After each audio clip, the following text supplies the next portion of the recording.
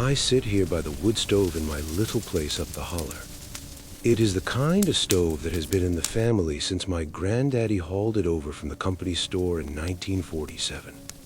The fire is low now, just coals glowing orange on the grate. The iron top has that smell to it, old grease from 1,000 pots of beans and fatback. It is baked in so deep that you cannot scrub it out no matter how hard you try. It clings to the air like a memory you wish would fade. The screen door out back, the one that leads to the porch where I keep the rockers, squeaks in this rhythm when the wind pushes it. Squeak, pause, squeak, squeak. It is like the door is hesitating, deciding whether to let whatever's out there come in or stay put. I have listened to that door 100 nights since then, and it always sounds the same. But now it feels different, wrong, somehow, like it knows I'm listening too close. That night back in 2012, though, Lord, that night, I was hauling a load of oak and hickory down Route 19 through the West Virginia hills. It was the kind of run I had made 1,000 times before. The timber came from up near the old mining cuts, headed south to a mill outside Charleston. My rig was a 1998 Kenworth. Its paint had faded to a dull red like dried blood on a bandage. She rode heavy that evening. The logs were chained down tight, but still shifting a little on the curves, reminding me they were there. The rain started just after I left the yard. It was not a drizzle, but a real pouring, the kind that makes a wiper slap back and falls like they are fighting a losing battle. Slap thump, barely cutting through the sheets coming down. I had the heat on low, just enough to keep a fog off the inside of the glass. And that coffee in my thermos, it was lukewarm by then. It tasted like it had been sitting in a truck stop microwave for hours, bitter and burned to the edges. I reckon it was around 11 when the CB first started acting up.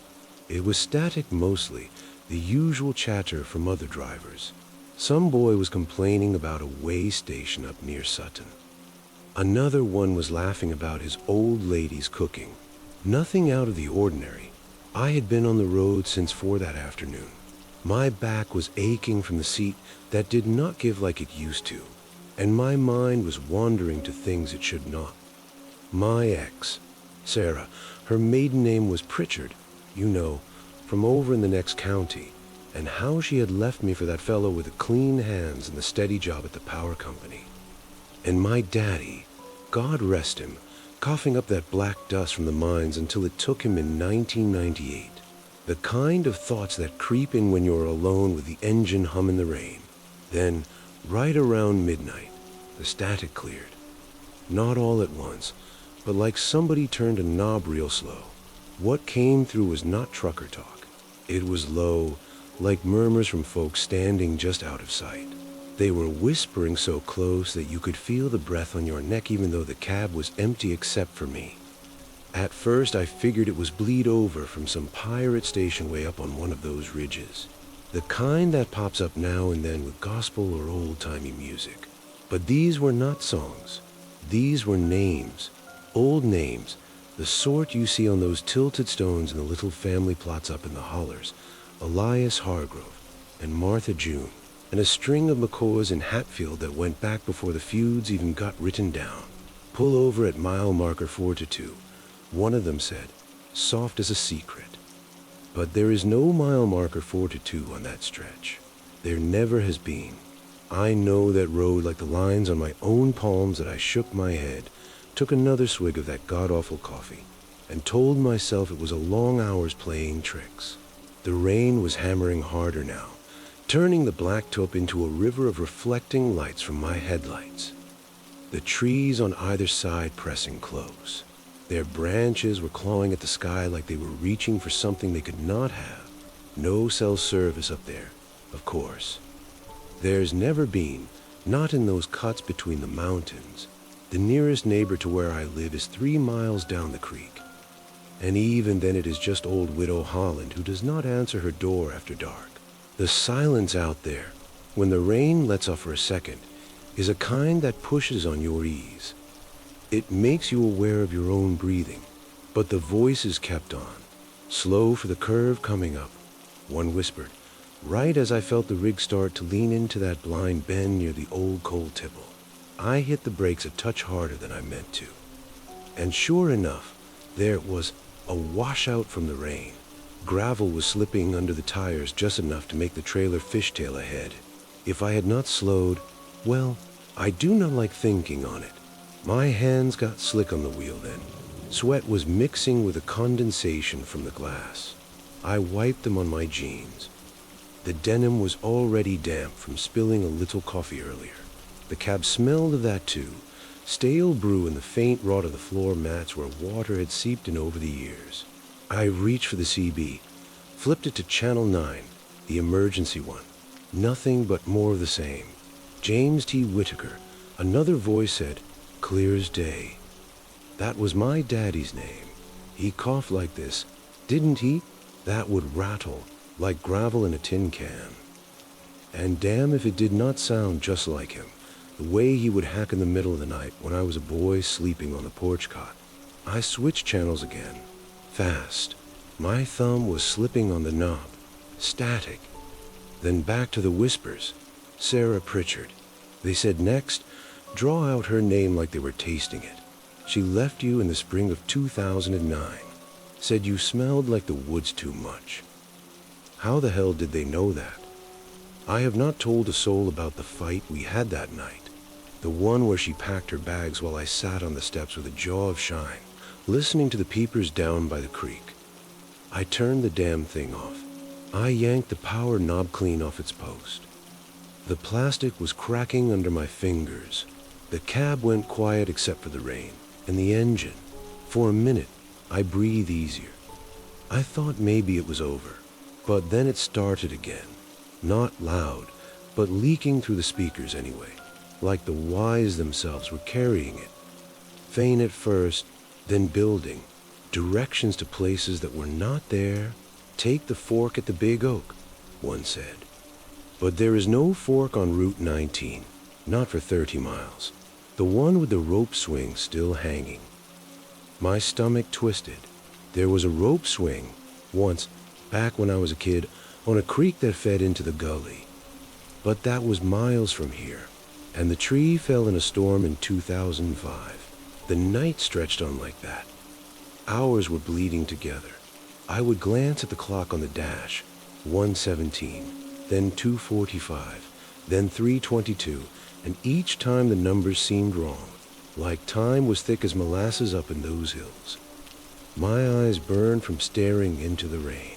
The wipers were going slap thump, hypnotizing me until I caught myself nodding off once. The voices pulled me back. Eyes on the road. Son, one murmured, almost kindly, but there was a laugh under it, soft and dry, like leaves skittering on a grave. I started talking back, at first just under my breath. Who are you? What do you want? No answer, just more names. Luther Kane. Dead in a rollover in 1976, they said. I remembered hearing about that one as a boy. The truck went over the guardrail up near Somersville. The load of coal was scattering like black snow. If I am being honest, I do not know how to explain the feeling that settled in my chest. It was not fear exactly, not the screaming kind. More like a wrongness, deep down, the way a toothache before you know it has gone bad. The rig felt heavier, like the load was pulling me off the road on purpose. I checked the mirrors constantly. Left, right, the big convex one on the passenger side that always showed too much dark. Shadows moved in them sometimes, or maybe it was just the rain playing tricks. But they did not look like rain. They looked like shapes, hunched and waiting, melting away when I stared directly. Around full, the rain slacked off a bit. It turned to a mist that hung in the headlights like breath on a cold morning. The voices got quieter then. But Mina, personal in a way that cut. You left your boy without a word when Sarah took him. One hissed, I do not have a boy. Oh, I did, once. A miscarriage. They called it back when Sarah was carrying. We never talked about it after. How could they know? My hand shook so bad I had to grip the wheel with both. Knuckles were white as bone. The engine hummed steady, but under I could hear the whispers weaving in, like they were part of the drivetrain now. "Stop at the pull-off yonder," they said, "the one with the broken fence." There was a pull-off, sure enough, coming up on the right. I had used it before to check the chains, but tonight it looked different, darker. The gravel was wet and sinking like it wanted to swallow tires. I did not stop. I pushed on. The rig was groaning up a grade that felt steeper than I remembered. The trees closed in tighter there, the kind of second-growth pine that grows fast after a clear cut, all spindly and reaching. No birds, no nothing, just the road and the rain and those voices. I thought about my place back home. The little trailer I had bought after the divorce. Wood stove in the corner, the one I am sitting by now. Its belly is full of coal I still haul in from the shed. The smell of it boning, earthy, sharp, like the mines never left us. And that screen door, squeaking its little song every time I step out to the porch for a smoke. Squeak, pause, squeak, squeak. I wondered if I would ever hear it again without thinking of this night. Dawn came slow, the way it does in the mountains. It was creeping over the ridges like it was afraid to show its face. The rain quit for good around 5:30. It left the world dripping in gray. The voices faded then, not all at once, but like they were being pulled back into the static. One last thing, though clear as a bell. We will be waiting next time. Jimmy. My name. Nobody calls me that no more, not since Daddy passed. I pulled into a truck stop just after sunup. The one with a faded sign advertising biscuits and gravy. I sat there in the lot for a good hour. The engine was idling. I was staring at the CB like it was a snake. I never touched it again. I sold the rig 6 months later.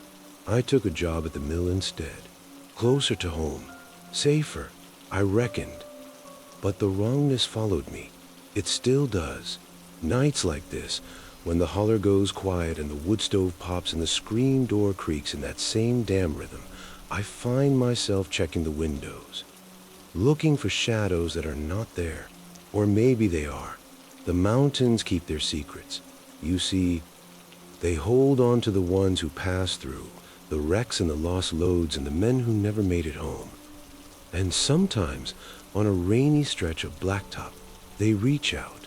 They whisper your name like they know you better than you know yourself.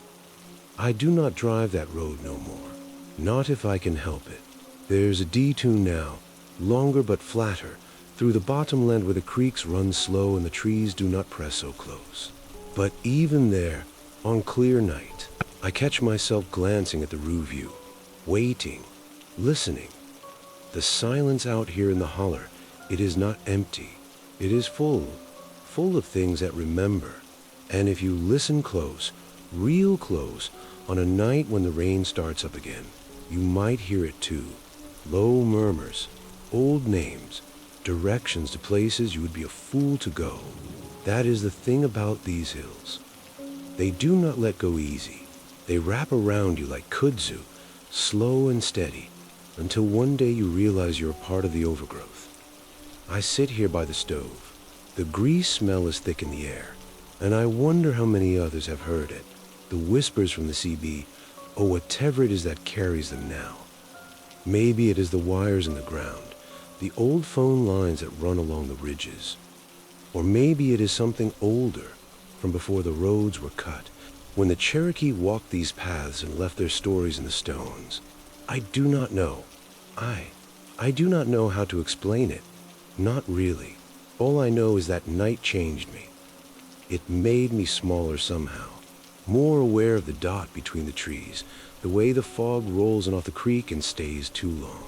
My boy, well, the one that was not, his name would have been Thomas, after my granddaddy. Sarah wanted to call him that. The voices knew. They always know. Sometimes I think about going back, taking the old rig out of the barn where it sits rusting, firing it up one last time, and heading north on 19. see if they are still there, waiting. But I will not. I am too old now. My bones are creaking like that screen door. Too tired. The mountains have taken enough from me, from all of us. The fire is dying down. I should bank it, add log, but my hands do not want to move. The rain is starting up outside. It is tapping on the tin roof like it did that night, soft at first, then harder. And in the quiet between the drops, I swear I hear it, faint, leaking through the walls like it leaked through the speakers. Slow for the curve, Jimmy.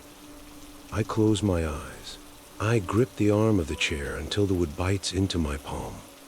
The smell of the grease on the stove fills my nose. It is thick and real and boring as doped, but it is there, solid, keeping me here, in this room, away from the road and the rain and the things that whisper names in the dark. If I am being honest, I believe I will never sleep sound again. Not until the mountains decide to let me go. And they do not let go easy. No, sir, they do not let go at all. Story 2. Back when I was a kid, around 8 or 9, 2008, I think, because Dad had that beat-up pickup with a radio that only played static and country tunes, and we lived up near the Blue Ridge, where the roads twist like snakes through the trees. The colors were wrong that day, I think. The leaves too green and sharp, like they'd been painted on with a brush that didn't dry right. Or maybe I imagined that part, but it felt so real. The way the air smelled heavy with wet earth, making my sneakers squish with every step. I was out playing after school, kicking rocks along the shoulder of the parkway, the kind of wide spot where cars pull over for picnics or breakdowns. Grass grew high there, up to my knees, tickling through my socks, leaving itchy lines on my skin. My fingernails were crusted with dew from Molly, when I'd been digging holes just to fill them back in. Black stuff wedged deep that Mom would scrub out later with a brush that height. The storm rolled in fast, clouds piling up too big, turning the sky to a bruise. Rain hit like stones at first, then steady, turning the ground to soup. I ducked under a cluster of trees, but they didn't help much, drops sneaking through the branches, soaking my shake. I hung it down by the edge, munching on a stale fruit roll-up from my pocket, the kind that stuck to your teeth and tasted like fake berries gone soft in the heat. While I was there, wiping sticky fingers on my jeans, my foot caught on something hard in the mud. Not a rock, metal, cold and rough. I kicked again, curious, and it shifted, a glint showing through the brown slime. I knelt down, hands sinking and fingers numb from the chill, and pulled. It was a chain, heavy rusted links, thick like the ones Dad used to tie down loads in his truck. But this one felt wrong, too heavy for its size, pulling at my arms like it wanted to stay buried. I yanked harder, mud splattering my face, tasting gritty on my lips. It came free with a suck, long and looped, ends melted together somehow. No seam or break, like it had grown that way. Spots on it looked clean, shiny almost, as if fingers had rubbed them bare just before. The rain pounded harder, but I stood there holding it, the weight dragging my shoulders down. The trees seemed taller suddenly, branches too long, reaching out quiet. I coiled it up, links clanking dull, and stuffed it in my backpack, figuring not sure, Dad, maybe it was worth something. The walk home felt stretched, the parkway too empty, no cars humming by, just a slap of my sneakers and puddles. When I got back, the house loomed bigger than usual, porch light flickering weak even though it wasn't dark yet. I dumped the chain in the garage, on Dad's workbench cluttered with tools and oil cans, the metal ringing loud against the wood. Mom called me in for dinner, macaroni from a box, cheese too orange, but I ate quick, mine on the chain. Later, in bed, I heard it, a rattle, faint like wind knocking can, but the windows were shut. I told myself it was nothing, pulled the covers up, but the sound scratched at me. Next morning, sun too bright, glaring off everything like glass.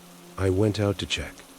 The chain was there, but warmer to the touch, even in the cool air, like it had sat by a fire. I poked it, and my finger came away red, a burn mark blooming fast. Shop paint snapped through, clear and hot, making me yelp. Mom heard, came running, bandaged it up with that white tape that pulled hairs when it came off. "What did you do? Poke a hot pan?" she asked, but I mumbled about the chain. She glanced at it, shrugged. "Just junk. Throw it out." But when I tried, tossing it in the trash bin by the road, it felt like it clung to my hand a second too long. School that day dragged, the classroom too quiet, desks too big, swallowing me up. On the way home, biking along the twisty paths, chain on my mind. No, wait, the bicycle chain clicked steady, but something else rattled in my backpack. I stopped, heart thumping, unzipped it. There it was, the rusted chain, mud fresh on the links like it had been dragged through wet dirt again. I stayed, the woods around too still, birds gone silent. Maybe I imagined this part, but it felt so real, the heat coming off it, warming my palms even as I dropped it quick. I pedaled faster, the bicycle chain winding high, grass whipping my legs taller than yesterday. At home, I hid it under my bed, in the dust where old toys gathered, but that night the rattle came back, louder, like it was uncoiling slow. I snuck down, flashlight beam shaking, and pulled it out. Scorch marks on the floorboards, black streaks where it had touched would warm like fevered skin. Panic hit shop. I ran outside in pajamas, rain starting up again, and flung it into the woods, far as I could. It sailed silent, vanishing the underbrush too thick, too dark. Morning came, sky too clear, hurting my eyes.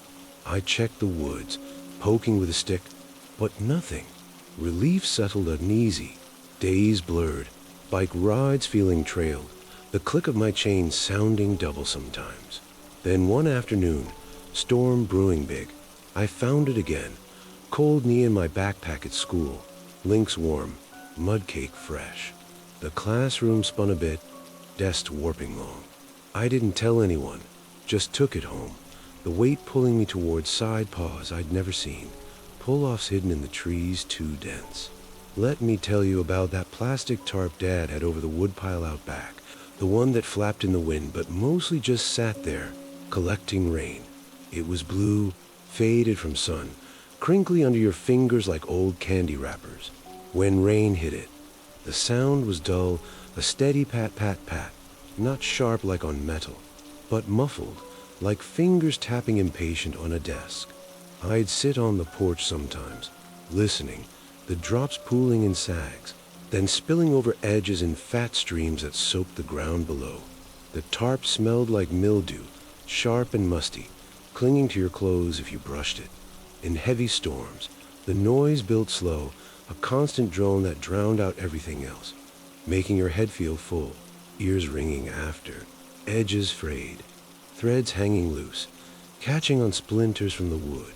It wasn't exciting, just there, day after day, the paddle lulling you into staring blank, mind wandering to nothing, even dry. It crackled when wind lifted it, a dry rustle like leaves, but wet.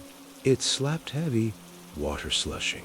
I count the beats sometimes, losing track, the boredom settling deep, making time stretch endless. Anyway, the chain kept coming back, no matter where I left it.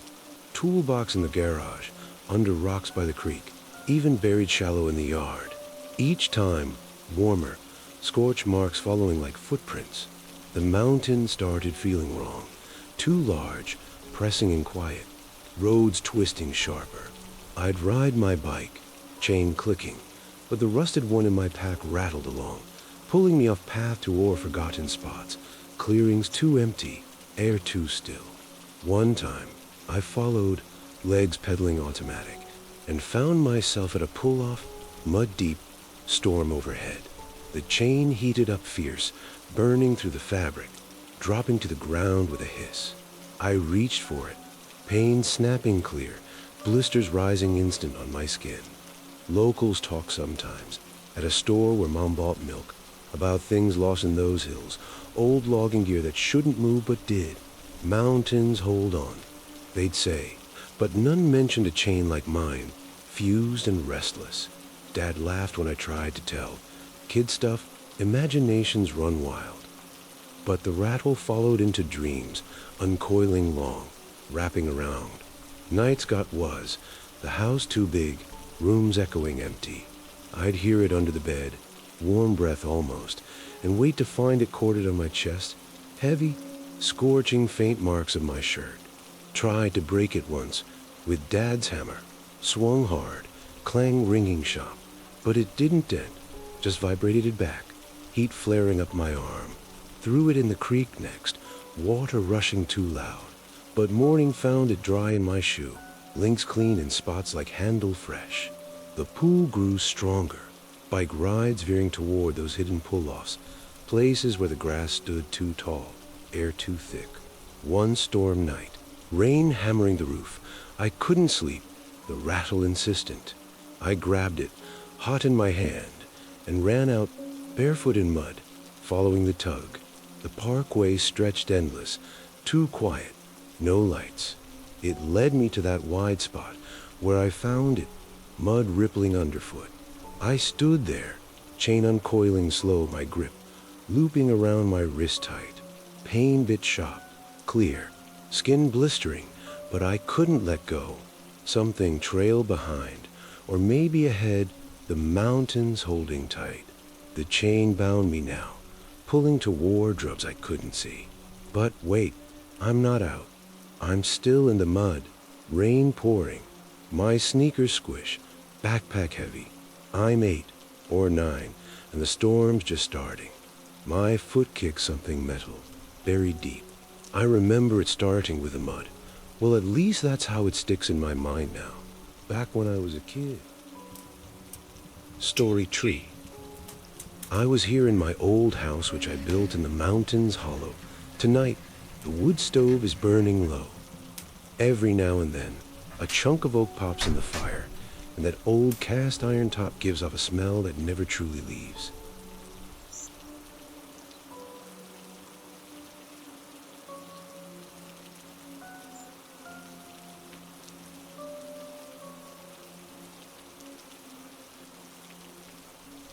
And the floorboards.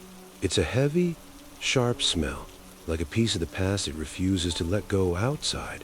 The back screen door squeaks in the breeze with a rhythmic hesitation. Squeak, long pause, squeak, squeak. It sounds like it's stopping to listen, making sure nothing is lurking out there before it moves again. I've heard that sound 1,000 times while rocking in my chair with a cold cup of coffee, staring at the dark trees across the creek. But lately, it feels different. It feels like the house is listening back to me. There's one night from the late 90s that still keeps me awake. I was hauling coal from Pennsylvania, driving down through the Great Smoky Mountains on I-40, headed toward Knoxville. My truck was a beat-up 94 Peterbilt. The cab smelled like diesel fuel and the wet mud I'd tracked in from a dozen different stops. The rain was coming down in sheets, making the asphalt as slick as grease. The windshield wipers were fighting for their lives, rhythmic and desperate. Slap thump, slap thump. I eventually pulled over under an overpass near the Tennessee line, just to stretch my legs and light a cigarette. The cherry of my smoke glowed bright orange against the wet darkness. There were no other trucks around. It was just me, the rain, and the massive mountain pressing in from both sides. That is when I saw him, though he was standing on the shoulder of the road about 50 yards ahead, right at the edge of my headlights. He had no raincoat, just a soaked flannel shirt and old jeans. Water poured off him, but he didn't seem to care. He wasn't hitchhiking or waving for help. He was just standing perfectly still, staring straight ahead of the road as if he were waiting for a bus that would never arrive. Something felt wrong. He was too still, as if he were a part of the rain itself. I figured he was a local hiker who got lost to a farm boy who'd taken a wrong turn. Pity took over. I honked the horn softly. He turned his head with an agonizing slowness. When I opened the door, He climbed in without saying a single word. As he sat down, he dripped water all over the floor mat, and a terrible smell filled the cab. It was a scent of wet earth, like fresh clay dug from a creek bed, mixed with metallic tang, like old copper pennies left in a jar. It was stronger than the diesel of my coffee. He sat in the passenger seat with his hands on his knees, his eyes locked on the road ahead. No, hello, no, thank you. Just a heavy, suffocating silence. As I drove, I tried to make conversation. I asked where he was going, but he didn't speak. He only lifted one finger and pointed forward, slow and certain. We rumbled through the mountain curves, the black peaks rising like wolves on either side of us. Off to a few miles, I noticed his hands.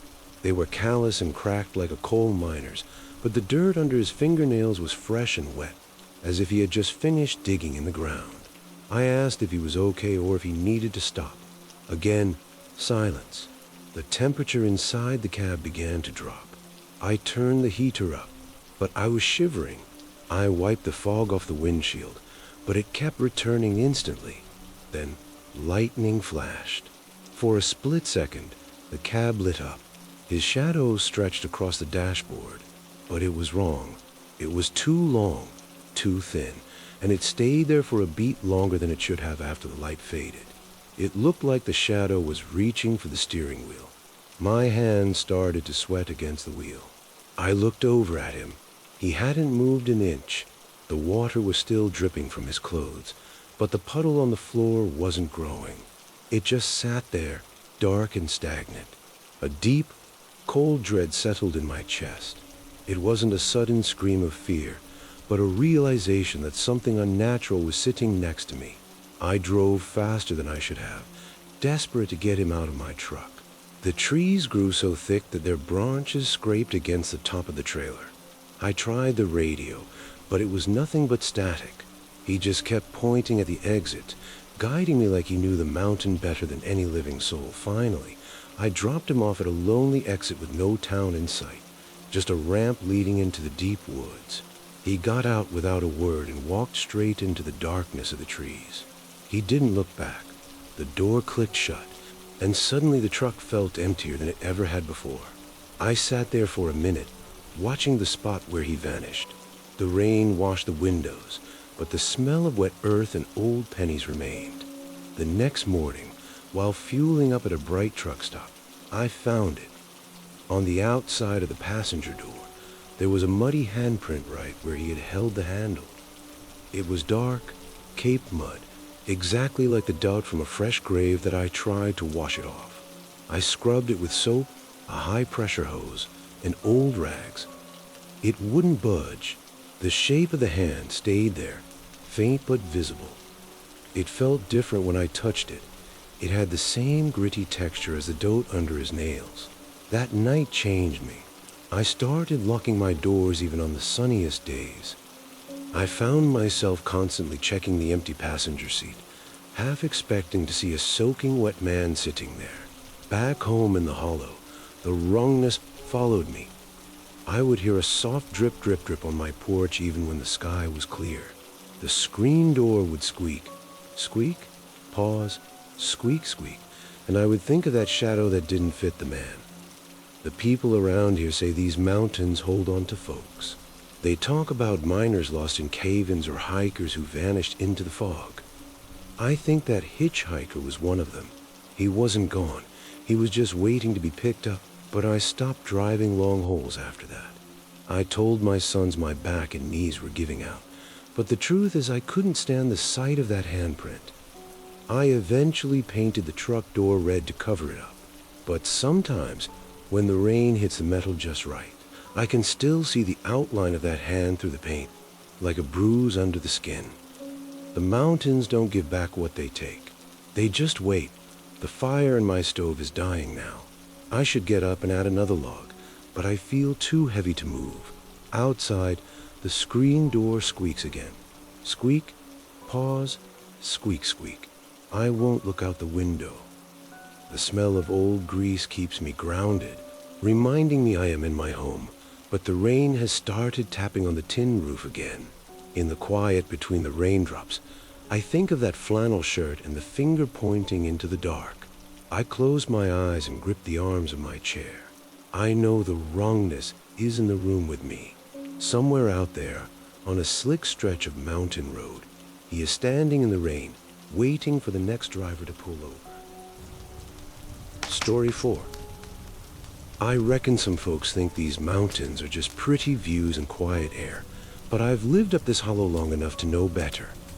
I'm sitting here in the front room of this old trail I built with my own 2 hands back in the early 90s. My cousin helped me frame it out. He was a good man with a hammer before the drink took him. The wood stove is boning low tonight, just a few chunks of coal glowing red under the grate. There is a smell that lives in this room, and if I'm being honest, it's the only thing that keeps me grounded. It's the smell of old grease on my cast iron skillet. I've fried bacon and eggs in that pan every single morning for 30-odd years, and that scent has baked itself thick and dark into the very metal. When the stove gets hot, the smell rises up, sharp, heavy, and honest. It's in my clothes, it's in the curtains, and it's in my hair. You can't scrub it out with the strongest soap from the hardware store. It's just, well, it's real. It's a boring, everyday thing, but it tells me I'm still here. Out on the back porch, the screen door squeaks in a rhythm I know by heart. Squeak, long pause, squeak, squeak. It sounds like the door is nervous, checking the trees by the creek before it moves.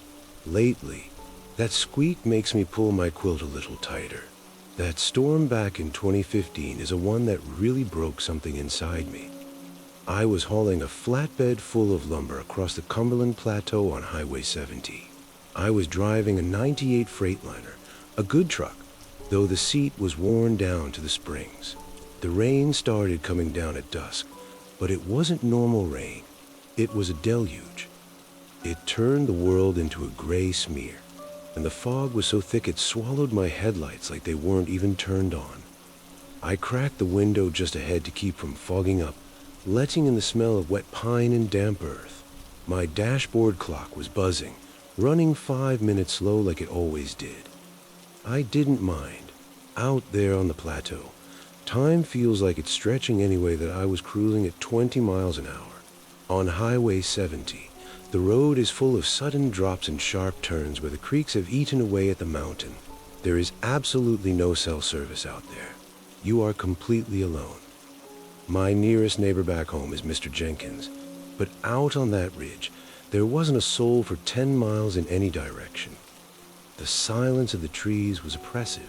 It felt like the forest was leaning in, watching me struggle through the mud. Then, I saw the lights. They weren't truck lights. They were pale, flickering things, dancing way off in the trees. I thought maybe it was a search party, but they moved too fast, weaving through the thicket like they didn't have bodies. They started to drift closer. One of them floated right up to my passenger side mirror. I watched, my breath catching in my throat, as a rim of white frost started to spread across the glass. It was 60 degrees out and pouring rain, but that mirror was freezing over, so I slowed down even more. My heart was thumping so loud I could hear it over the engine. The lights began to circle the truck. 3, then 4, then 6 of them. They moved around the cab and the trailer with a strange, hungry curiosity. There was no sound, just a slap thumb of my wipers. It felt wrong. It felt like I was being weighed on a scale I couldn't see. I don't know how to explain it, but I looked out the driver's side window, and one of the lights was hovering right there, just inches from the glass. Inside the glow, I saw a face. It was pale and blurred, like a photo left in the rain. Its eyes were wide and dark, and its mouth was open in a silent, jagged scream. Then another face appeared in a different light by the hood. Then another. They looked like people who had been lost in these hollows for 100 years, and they were all looking right at me. The wrongness hit me then like a physical blow. My stomach turned, and the smell of pine got so strong it turned bitter, like rot. I realized then that they weren't just watching me. They were trying to get in. I heard a faint, metallic scratching sound against the door of the cab, like fingernails on a chalkboard. I didn't think. I just gunned the engine. The Freightliner roared, lurching forward through the muck. I pushed that truck harder than I ever had, the lumber in the back shifting and groaning. The lights didn't fall behind. They trailed me for miles, weaving through the trees like hunting dogs. Every time I looked in the mirror, I saw those flickering glows in that rim of frost. I came to a spot where the road narrows and drops off into a deep, black ravine. A huge light, brighter than the others, suddenly flatted up right in the middle of the road. I slammed on the brakes, the tires skidding on the wet asphalt.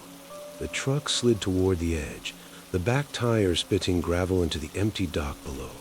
For a second, I thought I was gone. I looked out the windshield, and the light was right there on the hood. The face inside it was clearer now. It looked like a man who had died of thirst, his skin pulled tight over his bones.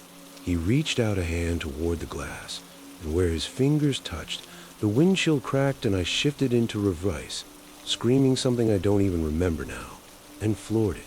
The truck roared back, away from the edge. I threw it into gear and swerved around the light, not looking back. I drove until the fog finally started to break, and the lights faded into the shadows of the oaks.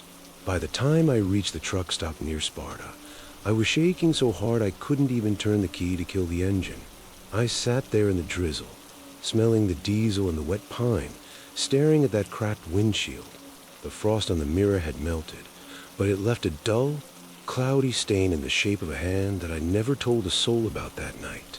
I didn't tell the boys at the mill, my sister. I knew they'd think the mountaineer had finally turned my brain to mush. But it changed me. I can't look at a fog bank now without feeling that cold itch on the back of my neck. I feel like those lights marked me. Like they know my name now, don't I? Sold that truck a couple of years back. I work at the feed store now, doing simple things, staying off the high ridges. But when the rain starts falling and the mist rolls up from the creek to swallow the yard, I stay inside. I lock the door and I sit by this wood stove. I let the smell of that old baking grease fill the room, because it's a smell that belongs to the living. The screen door squeaks outside. Squeak, pulls, squeak, squeak, and I don't look out the window.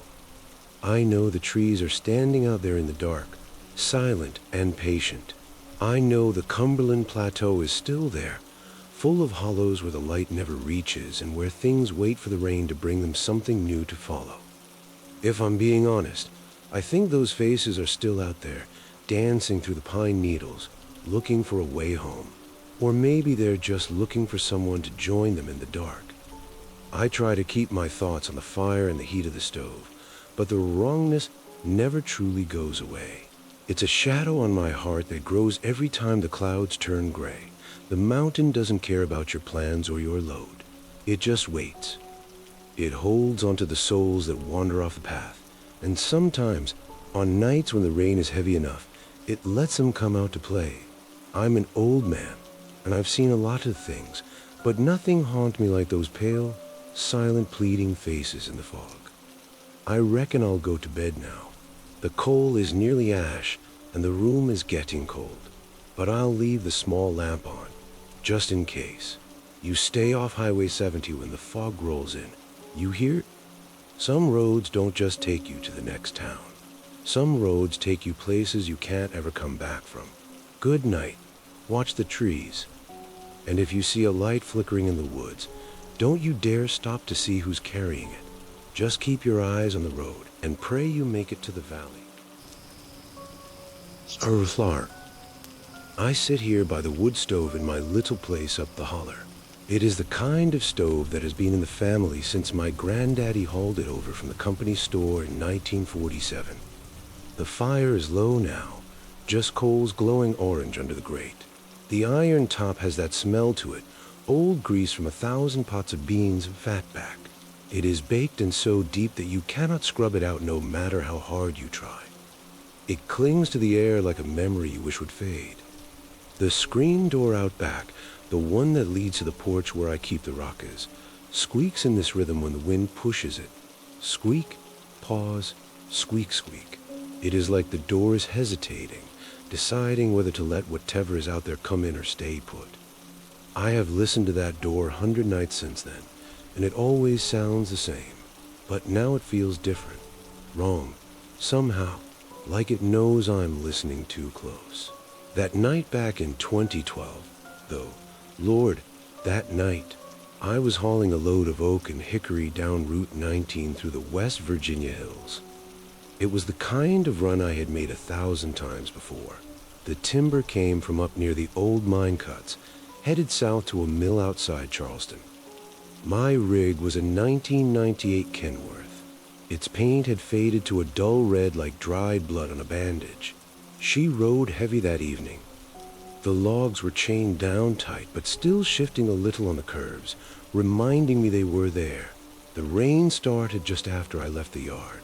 It was not a drizzle, but a real pouring, the kind that makes a wiper slap back and forth like they're fighting a losing battle. Slap thump, barely cutting through the sheets coming down. I had the heater on low, just enough to keep the fog off the inside of the glass. And that coffee in my thermos, it was lukewarm by then. It tasted like it had been sitting in a truck stop microwave for hours, bitter and burned at the edges. I reckon it was around 11 when the CB first started acting up. It was static mostly, the usual chatter from other drivers. Some boy was complaining about a way station up near Sutton. Another one was laughing about his old lady's cooking. Nothing out of the ordinary. I had been on the road since 4 that afternoon. My back was aching from the seat that did not give like it used to, and my mind was wandering to things it should not. My ex, Sarah, her maiden name was Pritchard, you know, from over in the next county, and how she had left me for that fellow with the clean hands and the steady job with the power company. And my daddy, God rest him, coughing up that black dust from the mines until it took him in 1998. The kind of thoughts that creep in when you're alone with the engine hum in the rain. Then, right around midnight, the static cleared. Not all at once, but like somebody turned a knob real slow. What came through was not trucker talk. It was low, like murmurs from folks standing just out of sight. They were whispering so close that you could feel the breath on your neck even though the cab was empty except for me. At first I figured it was bleed over from some pirate station way up on one of those ridges. The kind that pops up now and then with gospel or old-timey music. But these were not songs. These were names. Old names, the sort you see on those tilted stones in the little family plots up in the hollows. Elias Hargrove and Martha June, and a string of McCoys and Hatfields that went back before the feud even got written down. Pull over at mile marker 42. One of them said, soft as a secret. But there is no mile marker 42 on that stretch. There never has been. I know that road like the lines on my own palms. I shook my head, took another swig of that god-awful coffee, and told myself it was a long hours playing tricks. The rain was hammering harder now, turning the blacktop into a river of reflecting lights from my headlights. The trees on either side pressing close. Their branches were clawing at the sky like they were reaching for something they could not have. No cell service up there, of course. There's never been, not in those cuts between the mountains. The nearest neighbor to where I live is 3 miles down the creek. And even then it is just old Widow Holland who does not answer her door after dark. The silence out there, when the rain lets up for a second, is the kind that pushes on your ease. It makes you aware of your own breathing. But the voice is kept on. Slow for the curve coming up, one whispered, right as I felt the rig start to lean into that blind bend near the old coal tipple. I hit the brakes a touch harder than I meant to. And sure enough, there was a washout from the rain. Gravel was slipping under the tires just enough to make the trailer fishtail ahead. If I had not slowed, well, I do not like thinking on it. My hands got slick on the wheel then.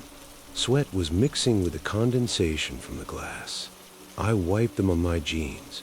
The denim was already damp from spilling a little coffee early. The cab smelled of that too.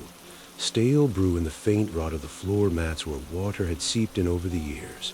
I reached for the CB, flipped it to channel 9, the emergency one. Nothing but more of the same. James T. Whitaker, another voice said, clear as day. That was my daddy's name. He coughed like this, didn't he? That wet rattle, like gravel in a tin can.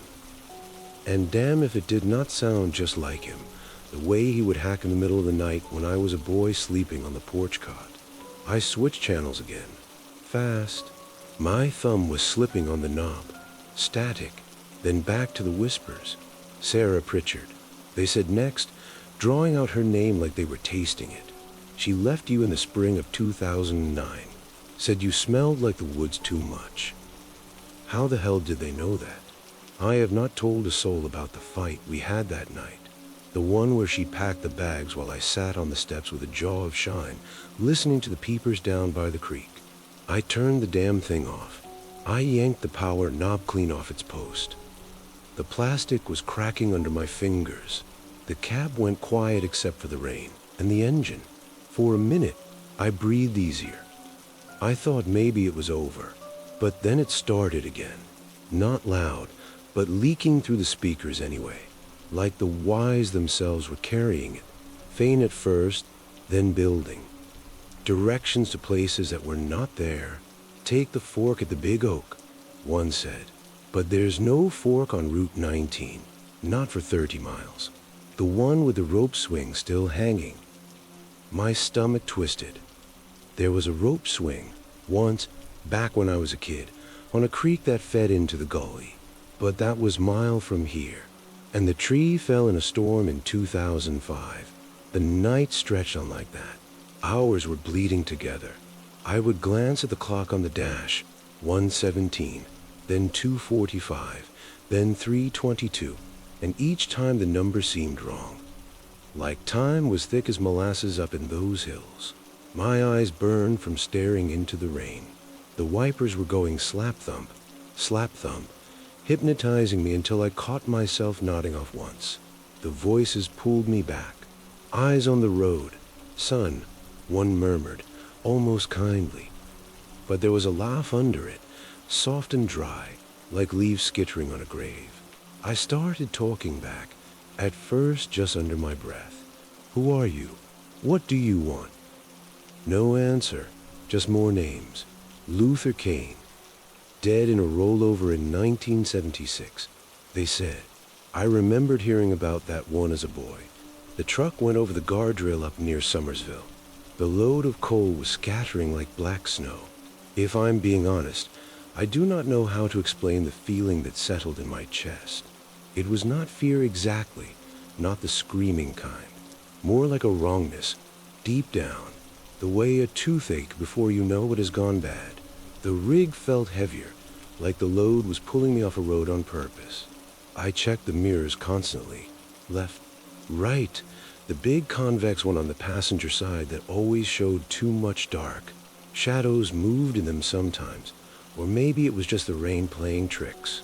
But they did not look like rain. They looked like shapes, hunched and waiting, melting away when I stayed directly. Around 4, the rain slackened off a bit. It turned to a mist that hung in the headlights like breath on a cold morning. The voices got quieter then, but Mina, personal in a way that cut. You left your boy without a word when Sarah took him, one hissed. I do not have a boy. Oh, I did, once. A miscarriage, they called it, back when Sarah was carrying. We never talked about it after. How could they know? My hand shook so bad I had to grip the wheel with both. Knuckles were white as bone. The engine hummed steady, but under it I could hear the whispers weaving in, like they were part of the drivetrain now. Stop at the pull-off yonder, they said, the one with the broken fence. There was a pull-off, sure enough, coming up on the right. I had used it before to check the chains, but tonight it looked different, darker. The gravel was wet and sinking like it wanted to swallow ties. I did not stop. I pushed on. The rig was groaning up a grade that felt steeper than I remembered. The trees close in tighter there. The kind of second growth pine that grows fast after a clove cut, all spindly and reaching. No birds, no nothing. Just the road and the rain and those voices. I thought about my place back home. The little trailer I had bought off the divorce. Wood stove in the corner, the one I am sitting by now. Its belly is full of coal I still haul in from the shed. The smell of it boning, earthy, sharp, like the mines never left us. And that screen door, squeaking its little song every time I step out to the porch for a smoke. Squeak, pause, squeak, squeak. I wondered if I would ever hear it again without thinking of this night. Dawn came slow, the way it does in the mountains. It was creeping over the ridges like it was afraid to show its face. The rain quit for good around 5:30. It left the world dripping in gray. The voices faded then, not all at once, but like they were being pulled back into the static. One last thing, though, clear as a bell. We will be waiting next time, Jimmy. My name. Nobody calls me that no more, not since Daddy passed. I pulled into a truck stop just after sunup, the one with a faded sign advertising biscuits and gravy. I sat there in the lot for a good hour. The engine was idling. I was staring at the CB like it was a snake. I never touched it again. I sold the rig 6 months later. I took a job at the mill instead, closer to home, safer, I reckoned, but the wrongness followed me. It still does. Nights like this, when the hollow goes quiet and the wood stove pops and the screen door creaks in that same damn rhythm, I find myself checking windows, looking for shadows that are not there, or maybe they are. The mountains keep their secrets. You see, they hold on to the ones who pass through, the wrecks and the lost loads and the men who never made it home. And sometimes, on a rainy stretch of blacktop, they reach out. They whisper your name like they know you're better than you know yourself. I do not drive that road no more, not if I can help it. There is a D2 now, longer but flatter, due the bottomland where the creeks run slow and the trees do not press so close. But even there, on clear nights, I catch myself glancing at the rear view, waiting, listening. The silence out here in the holler, it is not empty. It is full of things that remember. And if you listen close, real close, on a night when the rain starts up again, you might hear it too. Low murmurs, old names, directions to places you would be a fool to go. That is the thing about these hills. They do not let go easy. They wrap around you like kudzu, slow and steady, until one day you realize you are part of the overgrowth. I sit here by the stove. The grease smell is thick in the air, and I wonder how many others have heard it.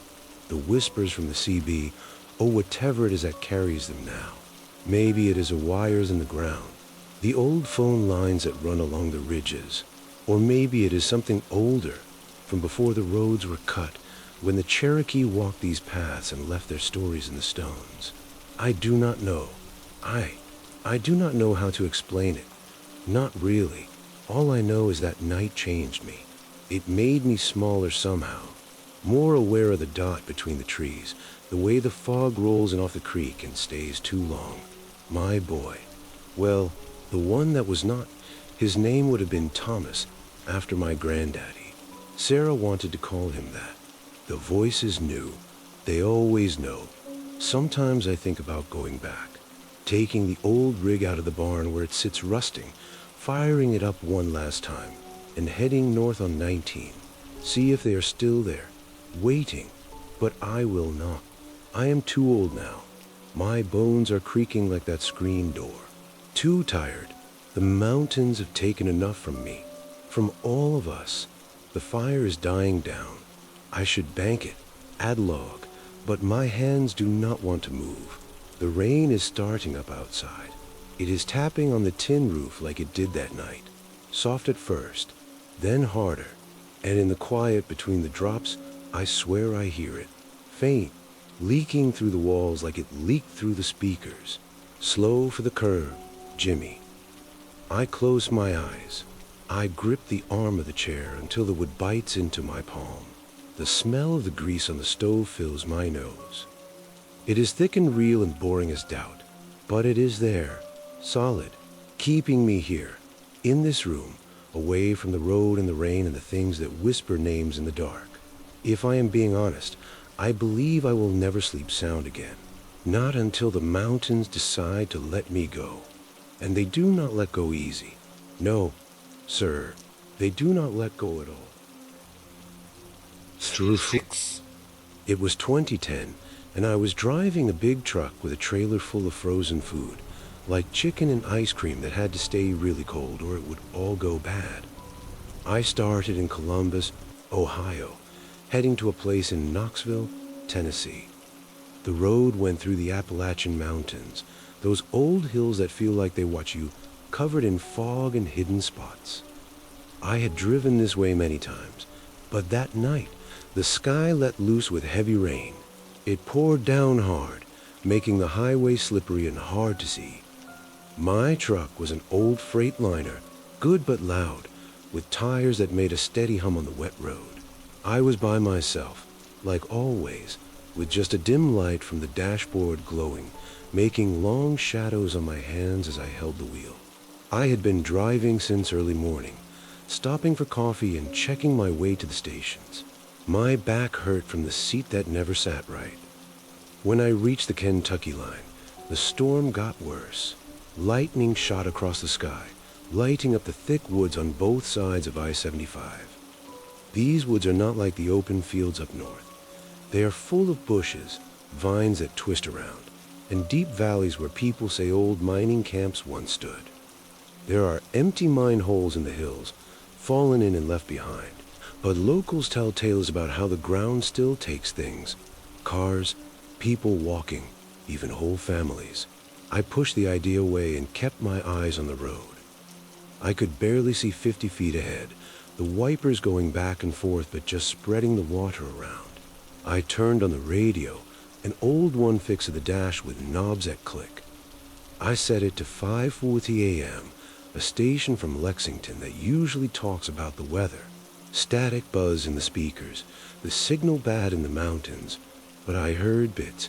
Heavy rain all night. Watch for floods in low spots. That is when it began, quiet at first, like a soft voice under the man's talking on the radio. A deep, rough sound, almost a howl, going up and down with the wind outside. I thought it was just noise from the storm. Bad weather messes with AM radio, like signals bouncing around in the sky. I had heard odd things before, faraway stations from Canada mixing in, or trucker talk echoing. But this was not the same. It had a beat, matching the thump of my wipers just right. I turned the sound down a little, but it stayed, digging into my ears like a small pain. The rain hit harder, and the howl got deeper, turning into something like a person's voice, rough and sad, like crying or calling. I looked at the clock. It was about 9 at night, and so the sun had gone down long ago. Outside the truck cab, everything was black, except where my lights cut through the rain. I opened a can of energy drink, the warm type that tastes bad but keeps you up. The tab hurt my thumbnail, making me swear quietly. I drank some, feeling the bubbles on my mouth, and tried not to think about the radio. But the howl got stronger, mixing with the static. It said names, places, I figured out after a bit. Blackwater. It groaned low, then Holland, quiet but easy to hear, like a person listing things on a bad call. These were old mine towns on my path, places I had gone to before. Blackwater is like a dead town, no more coal, just old houses falling down and rusty rails. Holland, down south, has stories of big fight, blood from work is standing up. How was a radio saying these? I turned the knob, going through stations.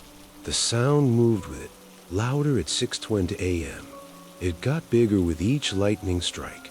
The inside of the truck bright like a light was on me, showing sweat on my face and my tight hands on the wheel. The road got smaller as I went up higher, turning to 2 lanes with rock walls on one side and steep drops on the other. There were few rails to stop you, bent from old crashes, and I knew from trucker stories that wrecked trucks lay in the grass below, big rigs that slipped in rain like this, drivers going to hurt bad. The howl matched the storm, growing into cries that sounded like thunder. It whispered old roads I took long ago. Go around through Pineville, ends at the old bridge. Pineville was a quick way I used in 2007 when rocks blocked the main road. The bridge was shaky, over full stream, and I held tight, hoping my heavy load did not drop me in. How did Noise know that? My head hurt, like a bad headache starting behind my eyes. I shut off the radio, the click loud in the truck, but the sound stayed in my thoughts, like echoes on the wet windows. I stopped at a rest spot off the Jellicoe, the parking empty but for 2 cars waiting out the wind. The sign above squeaked, "Welcome to Tennessee," but it did not feel good. I got out, rain wetting my shirt fast, cold going into me. The air smelled like wet dodin trees, with shop smell like metal or old blood. I walked my legs, going to where the road met the woods. Big trees stood tall, branches moving wild in the wind, and for a second, I thought I heard the howl outside, not from the radio but the trees. Strange noises travel far in these hills. People said they were wild folks, from miners who lost their minds in the dark and stayed out, living rough in the valleys. I had joked about it in food stops, telling tales with other drivers over simple meals. But alone there, the fear came slow. It could be real, hard to explain but possible, making you shiver. What if the stories were true? What if the hills keep sad feelings, sending them out on the radio in bad weather? In the truck again, I shook water off. My shoes were on the floor. I waited before starting the engine. It roared loud. I left the radio off. But as I drove back on the road, the noise in my head got bigger. Step by step, the worry grew. The path bent through Cumberland Gap, a tight spot where old times feel close. Daniel Boone made ways here, but bad things too, like attacks of mines falling on people. Lightning showed the hilltops, making shadows like bend shapes in the trees. I thought about my old trips, alone at night with just a cooler's hum, and thoughts of things I wished I did different. The road took my marriage, my wife sick of a man always away, working for money. The howl sounded like her old messages, far and asking, now turned sad. Going down to Knoxville, the sound got stronger. I could not stop. I turned the radio on low to check. Right away, the deep cries filled the space. Same all places. Whitley City, lost in mist. I got mixed up there once, in thick fog from the forest. The side road ended bad. Gravel to an empty house, windows like dark eyes looking. It scared me, my heart beating fast. The noise went deeper, ringing my ears, pain in my head. Each light flash felt like it was for me, the storm chasing, lighting the truck like saying, "We know you." I went by stops where old crashed cars sat in plants, vines pulling them down like the ground wants them. The howl changed stations, louder there, saying sideways that go nowhere, pause the quiet ends. My hands shook on the wheel, fingers white. The rain slowed, but the fear did not. It grew bit by bit, like heat building, mile after mile in the dark. I remembered old drivers at stops, their eyes empty as they told about the hill's own sounds, sad from lost people, miners stuck under, their cries in the air. It was real and scary, no beasts, just the alone feeling on the road made big and living. The howl got loudest as I left the high pot, cries almost words, road from my past, ways I was sorry for. It felt like the noise was alone, pulling me close, asking to turn off into the grass, be with the old wrecks.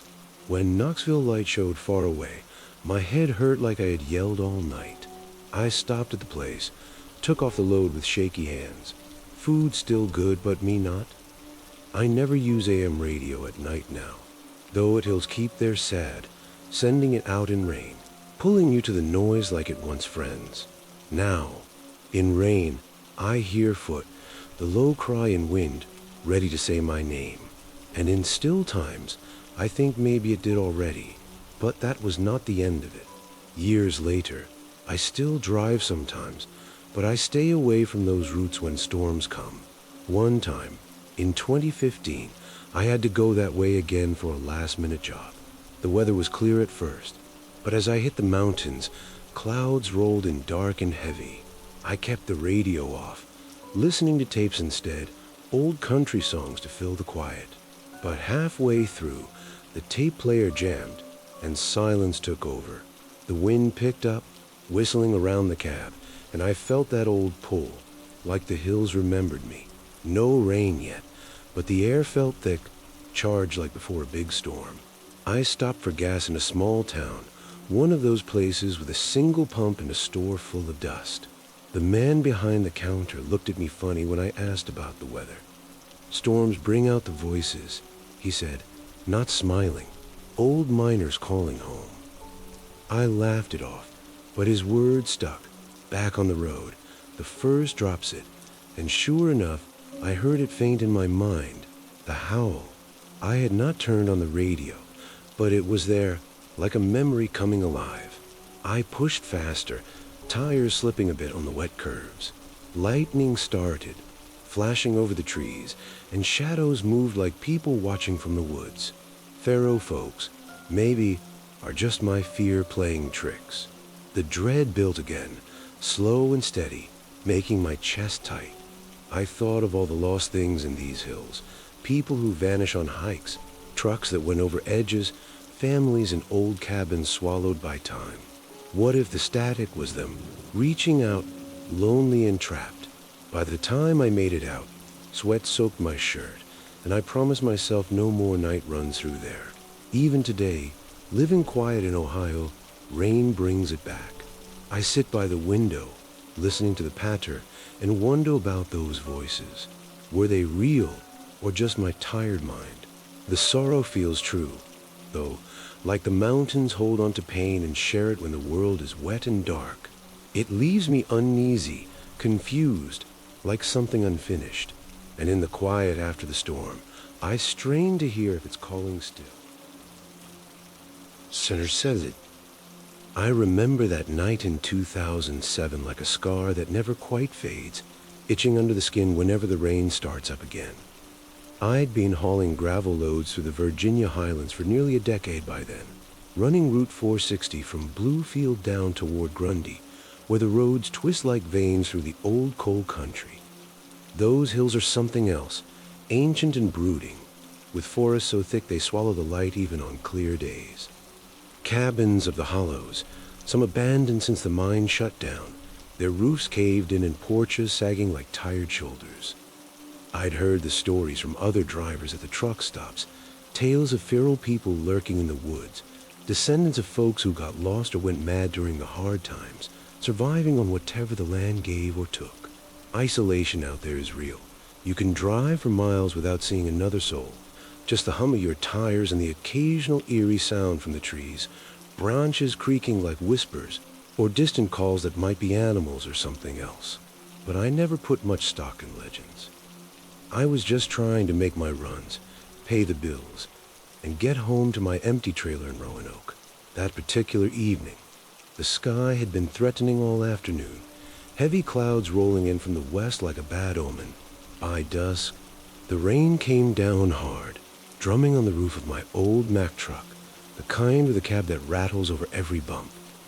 I was nursing a stale vending machine sandwich, ham and cheese that tasted like cardboard, the wrapper crinkling under my seat as I shifted. The wipers slapped back and forth, barely keeping up with the deluge, and I was white-lining it slow, hugging the center to avoid the shoulders where the ditches ran deep and muddy. Route 460 isn't forgiving in a storm. It's narrow in spots, with sheer drops on one side and rock walls on the other, and flash flood can turn a harmless creek into a raging torrent that washes out bridges. I'd seen wrecks before, trucks flipped in the gullies, their loads scattered like broken promises. Survival in these roads means respecting the weather, so I kept my speed down, headlights pacing the gloom, illuminating sheets of water that dance across the asphalt.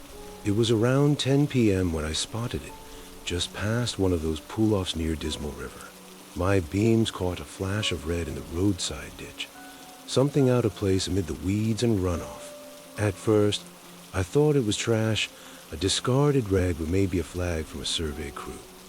But as I eased past, the shape registered, a leather-work glove, the heavy-duty kind miners or loggers use, soaked through and lined palm up like it had been dropped in a hurry. It was stained dark, almost black in the rain, but with a reddish hue that made me think of rust or something worse. I don't know why I stopped. Curiosity, maybe, or that trucker instinct to check for trouble. Could be from a breakdown, someone changing a tire in the downpour and losing it in the mud. I pulled over as far as the shoulder allowed, killed the engine, and grabbed my flashlight from the glove box. The rain pelted my hat as I stepped out, boots sinking into the soft earth, the air thick with the smell of wet dote and pine. Thunder rumbled in the distance, low and ominous, like the mountains clearing their throats. I sloshed over to the ditch, the beam cutting through the darkness. The glove was half buried in the muck, fingers curled inward as if still gripping a tool, a hammer or a pickaxe. Maybe. I reached down and fished it out, the leather heavy with water. It was warm, strangely, against the chill of the night, like it hadn't been out there long. I turned it over in my hand, water dripping from the cuff, and that's when I saw the stain up close, dark crimson, spreading from the palm outward, thick and tacky like old blood that hadn't fully dried. Inside the palm, there was a deep scratch mark, ragged and fresh, like nails that clawed at it in a struggle. My stomach twisted a bit. Could be from an animal, or maybe a fight. Folks in these parts sometimes settle disputes the old way, out of sight of the law. I shook off the unease, figuring I'd turn it in at the next sheriff's station or truck stop. No sense leaving it. If there was an accident nearby, it might mean something. I tossed it onto the passenger seat and climbed back in, wiping my hands on my jeans. The cab felt colder now, the rain louder on the metal roof. As I got back on the road, the glove sat there on the dash where I'd moved it to dry. The night wore on, mile after mile of twisting highway, the forest pressing in closer, their branches like skeletal fingers reaching over the guardrails. I tried to focus on the drive, sipping lukewarm coffee from my thermos, but my eyes kept drifting to that glove. Every pothole jolted the truck, and I swear the fingers twitched, just a little, like a reflex. At first, I chalked it up to the vibrations, the way things shift in a moving rig. But it started pointing, all seeming to the index finger straightening toward side roads that branch off into the dark. One was an old logging trail I'd taken once years ago, leading to a cluster of forgotten cabins where the trees grew so dense you could lose your way in minutes. Legend said feral people claimed those spots, watching from the underbrush with eyes gone wild from too much solitude. I laughed it off, nose from the storm, but the unease crept in gradual, like fog rolling into a valley. The stain began to spread. I noticed it around midnight, when I stopped at a turnout to stretch my legs. The rain had eased to a steady drizzle, but the air hung heavy, carrying faint sounds from the woods, rustling leaves, a snap of twigs that could be day or something stealthier. Back in the cab, the glove dot patch had seeped into the leather seams, turning the whole thing a mottled red. A metallic tang filled the air, sharp and coppery, like blood mixed with rust. It made my throat tighten, gag reflex kicking in. I rolled down the window, letting the wet wind whip through, but the smell lingered, clinging to the upholstery. What the hell was this? Maybe it wasn't blood, could be paint or oil from a machine, but the warmth earlier, the scratch, it didn't add up. I picked it up gingerly, feeling the leather squish under my fingers, and that warmth was back, faint but there, like body heat fading slow. I drove and the road climbing into higher elevations where the fog thickened, reducing visibility to a crawl. The glove shifted again on a sharp curve, fingers uncurling as if reaching for the steering wheel. My heart picked up, a steady thump against my ribs. Isolation hit hard then. No other vehicles in sight, just me in the endless black of the highlands. I thought of survival stories I'd heard, hikers vanishing in these woods, their gear found scattered, or drivers who pulled over and never got back on the road. unexplainable dread settled in my chest, the kind that makes you question every shadow. Was that a figure in the tree line, hunched and watching, or just a stump twisted by the wind? Eerie sounds echoed outside, a low moan that might be the breeze through a hollow, or a call from deeper in, lonely and human-like. Feral people, the old-timers said, driven to the edges by hardship, their minds fractured like the cracked earth around old mine shafts. By 2 a.m., I couldn't take it. The smell had intensified, choking the cab, and the glove lay there like an accusation. I pulled over again, this time near an overgrown path that led to what looked like an abandoned cabin in the distance, boards weathered gray, windows shattered like broken teeth. Rain pattered on the leaves as I grabbed the glove and hurled it into the ditch, watching it disappear into the mud. Good riddance. I slammed the door and revved the engine, tires spinning a bit before catching traction. The relief was short-lived. As I rounded the next bend, something caught my eye on the floorboard. There it was, the glove, dry now except for that wet crimson stain glistening under the dashboard light. How? I hadn't imagined throwing it. My hand still felt the slick leather.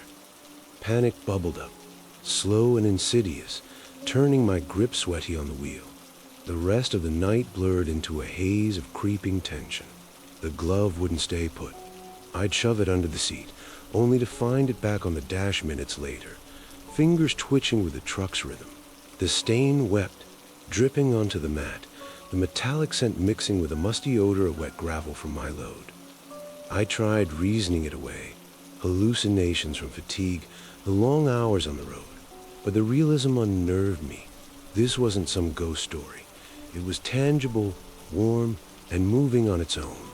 What if it was a remnant from an accident, a piece left behind by someone fighting for their life?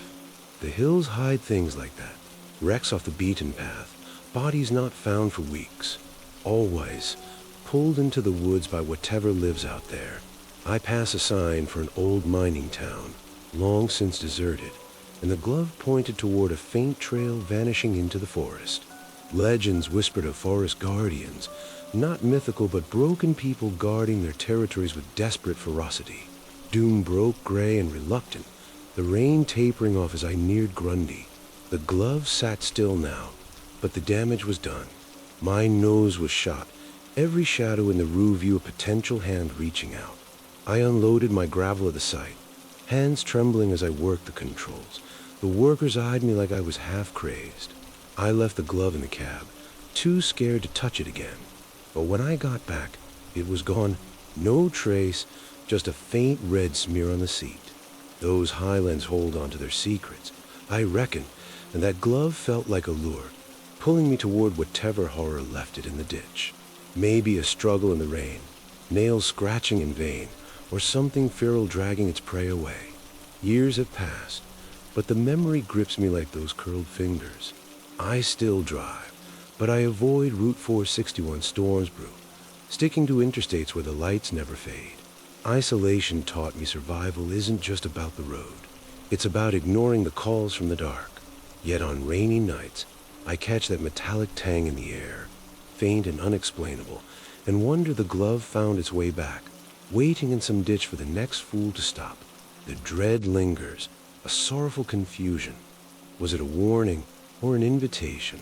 I listen to the wind through the trees, airy and pleading, and fear what might reach out next, pulling me into the shadows with a forgotten weight. Story 8. I remember it starting with rain, or at least that's how it plays in my head now. Back when I was a kid, maybe 10 or 11, early 2000, I think, because Mom had that old flip phone she never let me touch, and we lived out near those winding roads in West Virginia, close to where I-77 cuts through the hills like a scar. The colors were wrong that day. I think the sky too heavy and gray, pressing down like it wanted to squash everything flat. Or maybe I imagined that part, but it felt so real, the way the air hung thick with water, making my shirt stick to my back. I was on my bike, the one with a rusty chain that clicked and whined with every pedal, heading home from playing in the woods. Dirt caked under my fingernail from digging for worms earlier. Black crescent, I picked it while coasting downhill. The grass along the roadside was tall, brushing my calves as I rode, taller than it should have been for summer. Or was it fall? Time blurs now. The storm came up quick, the kind that turns the world sideways. Drops hammered the ground, turning dirt to mud that splattered my sneakers. I pedaled hard, the chain rattling like loose teeth, but the rain won.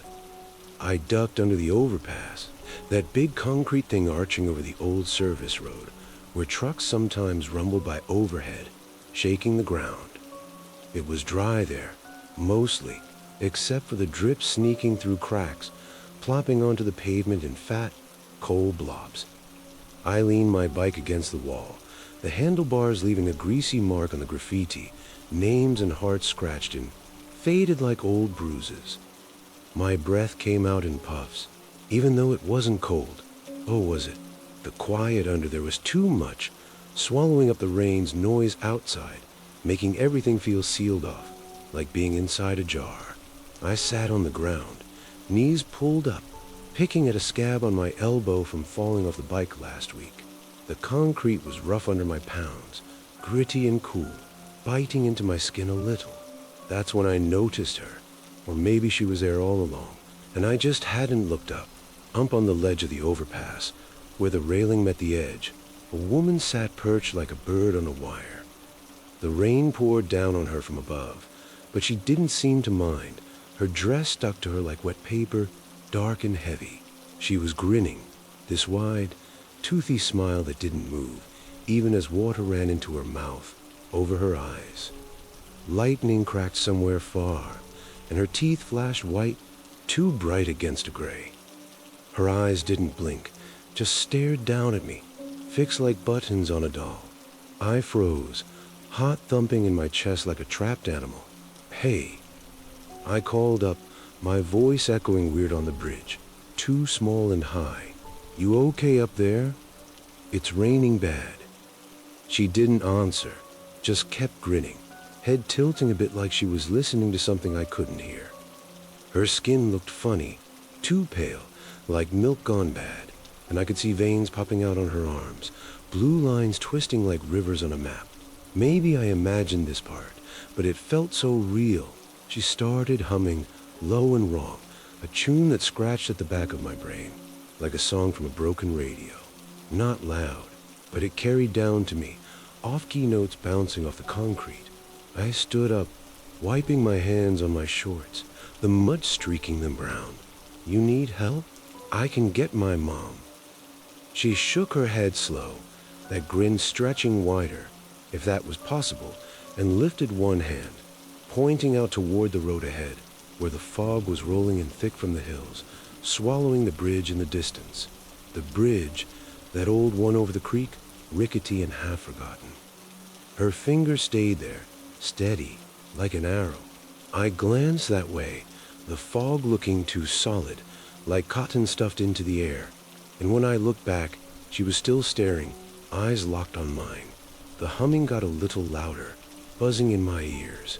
Something twisted in my gut, cold and sharp. I grabbed my bike, the chain clinking as I swung my leg over, pedals slick under my feet. Okay, bye then, I mumbled, pedaling out into the rain, dropped sting in my face like needles. The road felt longer than before, stretched out, the hills too tall on either side, pressing in. I glanced in the little mirror clip to my handlebar, the one Dad put there for safety, and there she was, moving along the railing up top, her pace matching mine, grin still plastered on. She wasn't running or anything, just walking smooth, like the overpass was pulling her along. Lightning flash again, and for a second, she looked taller, arms dangling loose. I pedaled faster, chain whining loud, mud splashing up my legs. The rain eased up a bit as I got home, or maybe it didn't. I don't remember clearly. Mom was in the kitchen, stirring something on the stove, the smell of beans and cornbread filling the house. I bit in, dripping water on the linoleum, words tumbling out. There's a lady on the overpass, smiling weird, pointing at a bridge. Mom turned, eyebrow raised, wiping her hands on her apron. "What lady?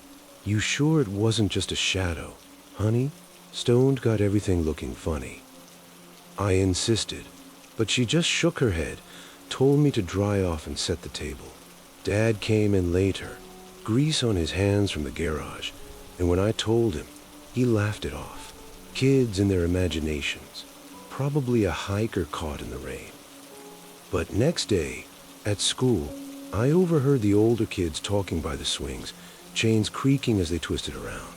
One of them, Billy with the freckles, mentioned jumpers from way back, folks who'd leaped from that overpass years ago, landing hard on the road below.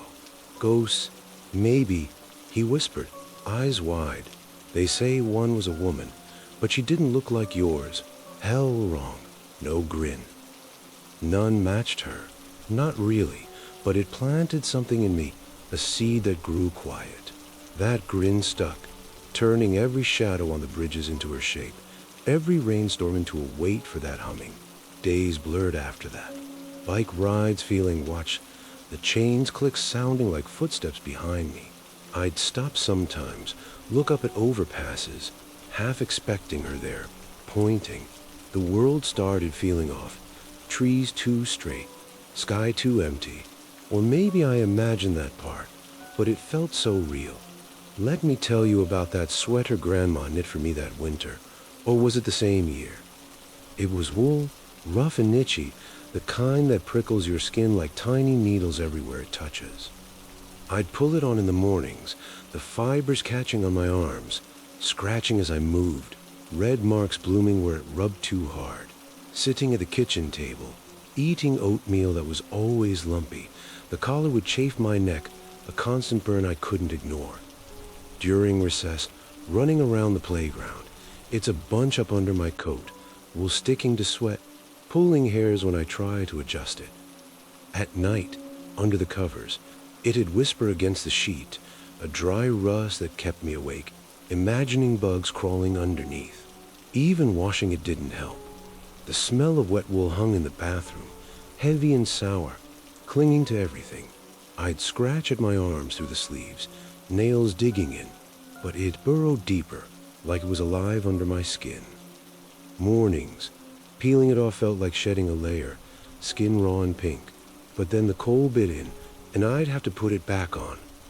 It was just a sweater, nothing special, but it made everything feel trapped, every breath a little tighter, every movement a reminder.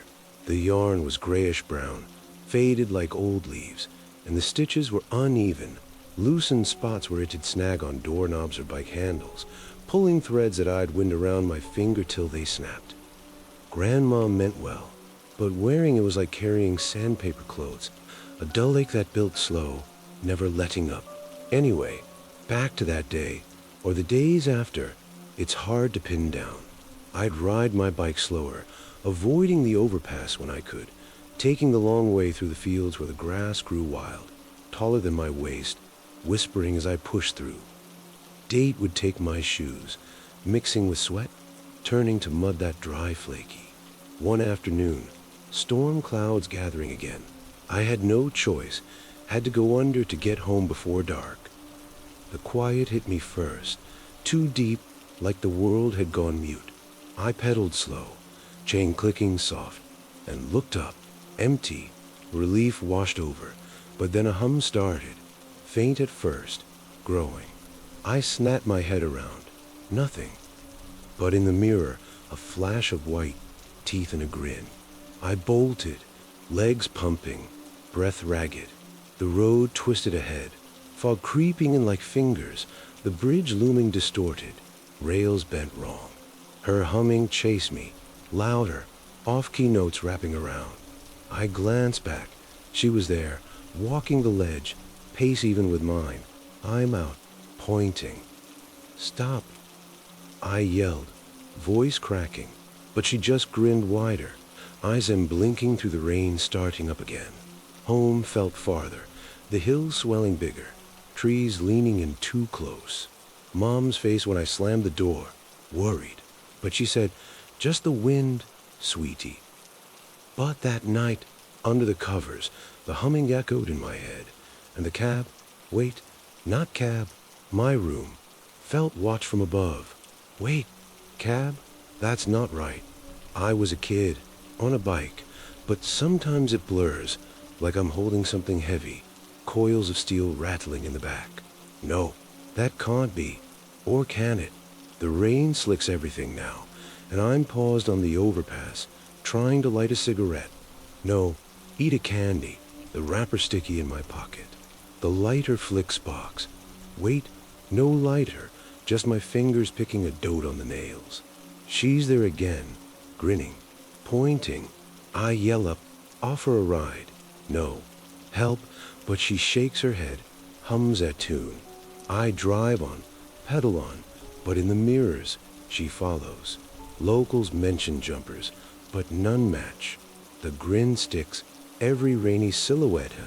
The fear settles quiet, building with each mile, each pedal. The cab, room, feels watched. But wait, I'm not out. I'm still under the overpass, rain pouring. The bike leans against the wall, chain rusty. I'm 10 or 11, and the storm's just starting. I look up, and she's there, grinning wide. I remember it starting with the rain, or at least that's how it plays in my head now, back when I was a kid. Story 9. I ain't hauled a tanker in near a decade now, but some nights when the rain starts tapping on this tin roof, I wake up thinking I'm back in that cab, hands locked on the wheel, smelling something that shouldn't exist in open air. I'm pushing 73. My knees ache like old fence posts, and I keep the wood stove fed even when it ain't that cold. But that smell, that's what still crawls up out of sleep and sits heavy on my chest. This happened in 2014, during that long monsoon that drowned half of eastern Kentucky. If you lived out toward the knobs and hollows near the Mountain Parkway, you remember it. Roads washing out, creeks jumping their banks, mud sliding down hillsides like gravy off a plate. I was hauling a load of industrial cleaning solvent from a plant outside Winchester, headed east toward Prestonsburg. I'd made that run so many times I could drive parts of it with my eyes closed, though I never would, not on those curves. It was near midnight when the rain really started hammering. Not a steady rain, but hard, sharp booms like somebody flinging handfuls of gravel against a windshield. The wipers slapped back and forth in a tied rhythm. Foo, foo up, foo up. I had the radio low, some old country station drifting in and out because once you get past Clay City, self-service and clear signals are about as rare as a polite raccoon. I'd been sipping from this dented stainless steel travel mug I kept wedged between the seats. Tea from a truck stop back near Mount Sterling. It had gone bitter from sitting too long on the warming plate. You ever leave tea like that? It gets this flat, metal taste, like you're licking pennies. I drank it anyway. Keeps you awake. The cab smelled normal at first. Diesel, vinyl, that faint chemical tang that never really leaves when you hold what I hold. The AC was running because even with rain, those cabs trap heat from the engine. The air blowing through the vents had that dusty, filthy smell. Ordinary. Then it changed. At first, I thought it was just something from outside. Maybe a dead deer along the shoulder. You hit enough back roads, you get used to catching a whiff of rut now and again. But this was different. It didn't drift in and pause. It seeped. It came through the vents. Slow at first. A sour note under the diesel. I wrinkled my nose and took another swallow tea, thinking maybe it was a mug. But no. It thickened. Spoiled meat left in a wet ditch. Wet dirt dug up after being buried too long. There was something sweet in it too, sickly sweet, like fruit gone to slime. I reached up and shut off the AC. The fan wound down with a tired hum. The smell stayed. If I'm being honest, that's when I felt the first prickling in my neck. I shut the system off. Nothing should have been coming through, but it was like the cab itself was breathing it out. I cracked my window an inch. Big mistake. The rain blew in sideways, cold against my arm, and the stench doubled. It rolled in thick, like it had been waiting outside. My eyes started watering. My stomach turned so quick I had to swallow hard to keep from losing that tee-all of my shirt. And underneath it, this is a part I don't know how to explain it. There was a sound mixed in. Not loud, not clear, just a sort of wet murmur, like when a creek gurgles under a pile of leaves, or like somebody whispering with a mouthful of water. I told myself it was the rain hitting the drains along the shoulder, water rushing through culverts. That's what I told myself, but it seemed to rise and fall with the gusts. I eased the rig down to 40, hazard lights blinking in the dark. They ain't much shoulder on some of those stretches, just mud and a drop-off into trees. I found a slightly wider patch near mile marker and pulled over, engine idling heavy beneath me. The rain pounded the cab roof so hard it felt like it might dent. I stepped out with my flashlight, boots sinking into red mud. The smell hit me harder outside, like I'd opened a door to something buried. I swung the beam under the hood when I popped it. Everything looked normal. No leaking hoses, no burn belts, just steam rising faint from the wet engine block. But the odor wasn't coming from the truck. It was coming from the woods. Across the ditch, past a guardrail, the hillside rose steep and thick with trees. Rain poured down the leaves, making them shine slick and black. My flashlight beam caught trunks and undergrowth, and for a second, I thought I saw movement. Not like a deer bounding, not like a bear lumbering, more like something low, dragging. The beam shook in my hand. I steadied it, telling myself it was just runoff, mud sliding, branches shifting under water weight. Still, the smell seemed to pulse from that direction, stronger when I faced the trees, weaker when I turned away. I climbed back into the cab, slammed the door hard like that might seal it out, and locked it even though there wasn't another soul for miles. I rolled both windows up tight, turned the vents completely off. It didn't matter. The smell was inside now. I drove. You ever driven a fully loaded tanker on wet mountain curves? You don't forget it. Every time feels like the back end might decide to keep going straight. The rain blurred the reflectors along the guardrails. My headlights bounced off sheets of water, and that stench rode with me. It grew stronger near certain hollows. I noticed that after a few miles, the road would dip down between two rises, trees crowding close on both sides, and the smell would thicken until I had to breathe through my mouth. Then it would ease a little on the highest stretches. I started timing my breaths, in through the mouth, out through the nose. Bad idea. The taste of it coated the back of my throat. At one point, I flipped the vent switch back on just to see. The fan kicked in, and with it came a hiss.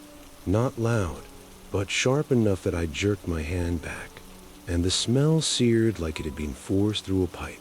I shut it off again. There's a particular blind curve eastbound before you drop towards, say, Lisville.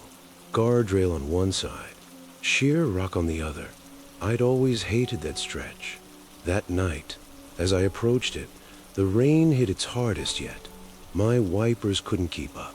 The world narrowed to maybe 30 feet of visibility. And the stench, God, it slammed into me so hard I gagged. I leaned forward of the wheel and dry heaved, eyes watering so bad I could barely see the curve sign flash by. My vision blurred. For a split second, I thought I saw something in the road ahead. Low, dark, moving against the rain. I blinked. Nothing there. I took that curve slower than I ever had, tires hissing against standing water. The smell filled my lungs so thick I felt like I was breathing mud. And then, just as sudden as it had built, it peeped. One long, unbearable wave, and started to fade. Not gone, just less. By the time I cleared the next ridge, it had thinned to a faint sourness. My stomach settled enough for me to sit back in the seat. The rain eased to a steadier fall. The whispers, or whatever I convinced myself I'd heard, were gone. I drove the rest of that run with both windows cracked despite the rain soaking my sleeves. I didn't turn the vents back on. Not once. Dawn came gray and washed out over the hills. The storm had moved east. Low fog hung in the hollows, thick and white like breath rising from the earth. And as the light grew, the smell vanished completely, like it had never been there. I told myself it was something stirred up by the floodwaters. Maybe a washed-out animal grave. Maybe runoff from some old dump site. Those mountains bury things deep. Old mines, old trash pits, old secrets nobody wants to talk about. Heavy rain can bring up what's been pressed down for decades. That's what I told myself. But I couldn't shake the feeling that it wasn't just coming from the ground. It felt erected, like the hills that exhaled straight into my rig. For months after, every time I turn on the AC during a wet night drive, I brace myself, waiting for that first sour note. Sometimes events would hiss a little as they started up, and my heart would kick hard against my ribs. Nothing ever came close to that night. Still, I changed a cabin filter twice, had the whole system inspected. Mechanics found nothing. Said maybe I'd driven past a dead livestock truck or backed up a line. Maybe, but I've lived in these mountains my whole life. I know the smell of rot, of roadkill, of flooded basements. This wasn't that. This was older. There's something about a hollow after heavy rain. The air sits wrong, too still. Sound doesn't travel the same. I've walked out behind this cabin on damp mornings and caught faint traces of that same sweetness under the leaf mold. Just a hint, enough to tighten my chest. I keep my windows shut now when storms roll through. And sometimes, late at night, when the wind pushes rain against the siding and the stovepipe rattles, I think I hear a faint hiss near the floor vent in this place. Just the house settling, I tell myself, wood shifting, and moving through ducts. Still, I don't run any fans on wet nights, because I reckon some things don't stay buried. They wait for the ground to soften, for the rain to pry open cracks. And if the mountains ever decide to breathe deep again, I don't want to be sitting in a seal cab with nowhere to go, windows up, vents humming, while whatever's being pressed down for generations finds a way to ride the air straight into my lungs. You can laugh at that if you want, but next time you're driving through a Kentucky hollow in a hard rain and something sour slips in through your vents, don't be too quick to blame a dead day. Roll your windows down and pray it don't follow you home. Story time. I reckon some folks think the mountains are beautiful, especially when the leaves turn and the whole hollow looks like it's been dipped in gold and copper. But you live here long enough, you start to see the mountains are what they really are. Big, silent heaps of earth that don't care a lick if you live or die. They've been here before us, and they'll be here long after the last coal mine is filled in and the last wood stove goes cold. Lord, I'm tired. My bones feel like they're made of wet ash, and every time the rain starts rattling against the tin roof of this porch, I start thinking about that rainy fall back in 2011. I was a younger man then, or at least a stronger one, hauling logs down from Pennsylvania all the way into the Georgia line. There's a certain way an old screen door acts that most folks don't pay mind to. My kitchen door has a specific squeak, a kind of high-pitched groan that goes re-unk every time the wind catches it just right. It ain't just a noise, it's a schedule. You hear it at 3 in the afternoon when the mailman passes, and you hear it at night when the mountaineer cools down and starts pushing against the house. The spring is rusted over, turned a sort of dull orange-brown that leaves a metallic tang on your fingers if you touch it, and it's got a rhythm to it. Fast on the pull, slow on the swing back, hitting the frame with a thud that vibrates through the floorboards just enough to let you know the world's still there. If I'm being honest, I spend too much time listening to that thud, wondering if it's a wind or something else trying to find a way inside. A man understands a squeaky door. He knows why it's making that sound. But what I heard on US 23, I don't know how to explain the wrongness of it. It was October, I think, and the rain had been coming down for 3 days straight. turning the world into a slug of mud and mist. I was driving an old Peterbilt, hauling a heavy load of timber that made the rig groan every time I hit a grade. US 23 is a wicked stretch of road when the weather turns. It twists and turns through the mountains like a corporate hid in the brush, and there are places where the trees hang so thick over the asphalt that the sun never really hits the ground. Out there, you're alone, truly alone. There's no cell service in those deep hollows, and the nearest neighbor might be 10 miles of vertical rock and thicket away. It's an oppressive kind of silence, the kind that feels heavy on your chest, like the trees are leaning in just to see if you're still breathing. I remember I was somewhere near the Virginia border when the windshield started fogging up so bad I couldn't see my own hood. I reached over to the passenger seat and grabbed a ragged shop towel I kept for checking the oil. I started wiping the glass, the fibers of that cheap red cloth sticking to my calloused fingers and getting caught in the cracks of my skin. It's a small thing, but I can still feel that grit against my fingertips if I think about it too hard. I was focused on that fog, trying to keep the rig on the road, when the scratching started. It was faint at first, a little tick-tick-tick against a metal, like a loose wire or maybe a pebble caught in the tread. It was coming from right under the trailer bed. I didn't think much of it until I hit a nasty pothole near a washout. The truck jolted, the log shifted with a heavy thud, and that scratching sound suddenly sharpened. It wasn't a random tick anymore. It was rhythmic. It sounded like nails, long, hard nails, dragging across the steel undercarriage of that trailer. Scrape, scrape, scrape. I slowed down to 30, thinking maybe I'd picked up a bronze from the road. The sound slowed down too. I sped up to 55, the engine roaring as I climbed a ridge, and the scratching sped up right along with me, keeping pace no matter how fast I pushed that old engine. It was as if something was clawing its way along the bottom of the truck, moving with a purpose I couldn't wrap my head around. I don't know why I didn't just keep driving. Maybe it was a vibration. You could feel it through the seat, a tiny, jagged tremor that traveled up through the floorboards and settled in my marrow. Finally, I couldn't take it no more. I found a wide spot in the shoulder, a gravel pull-off tuck between a rock face and a sheer drop-off into a dot creek. I left the lights on, the beams cutting through the sheets of water falling from the sky. I grabbed my heavy mag light, the one that takes 4 D cells and feels like a club in your hand, and I hopped out into the mud.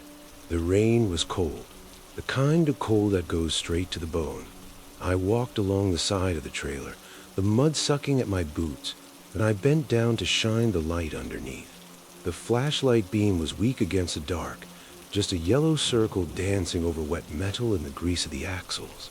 I looked everywhere.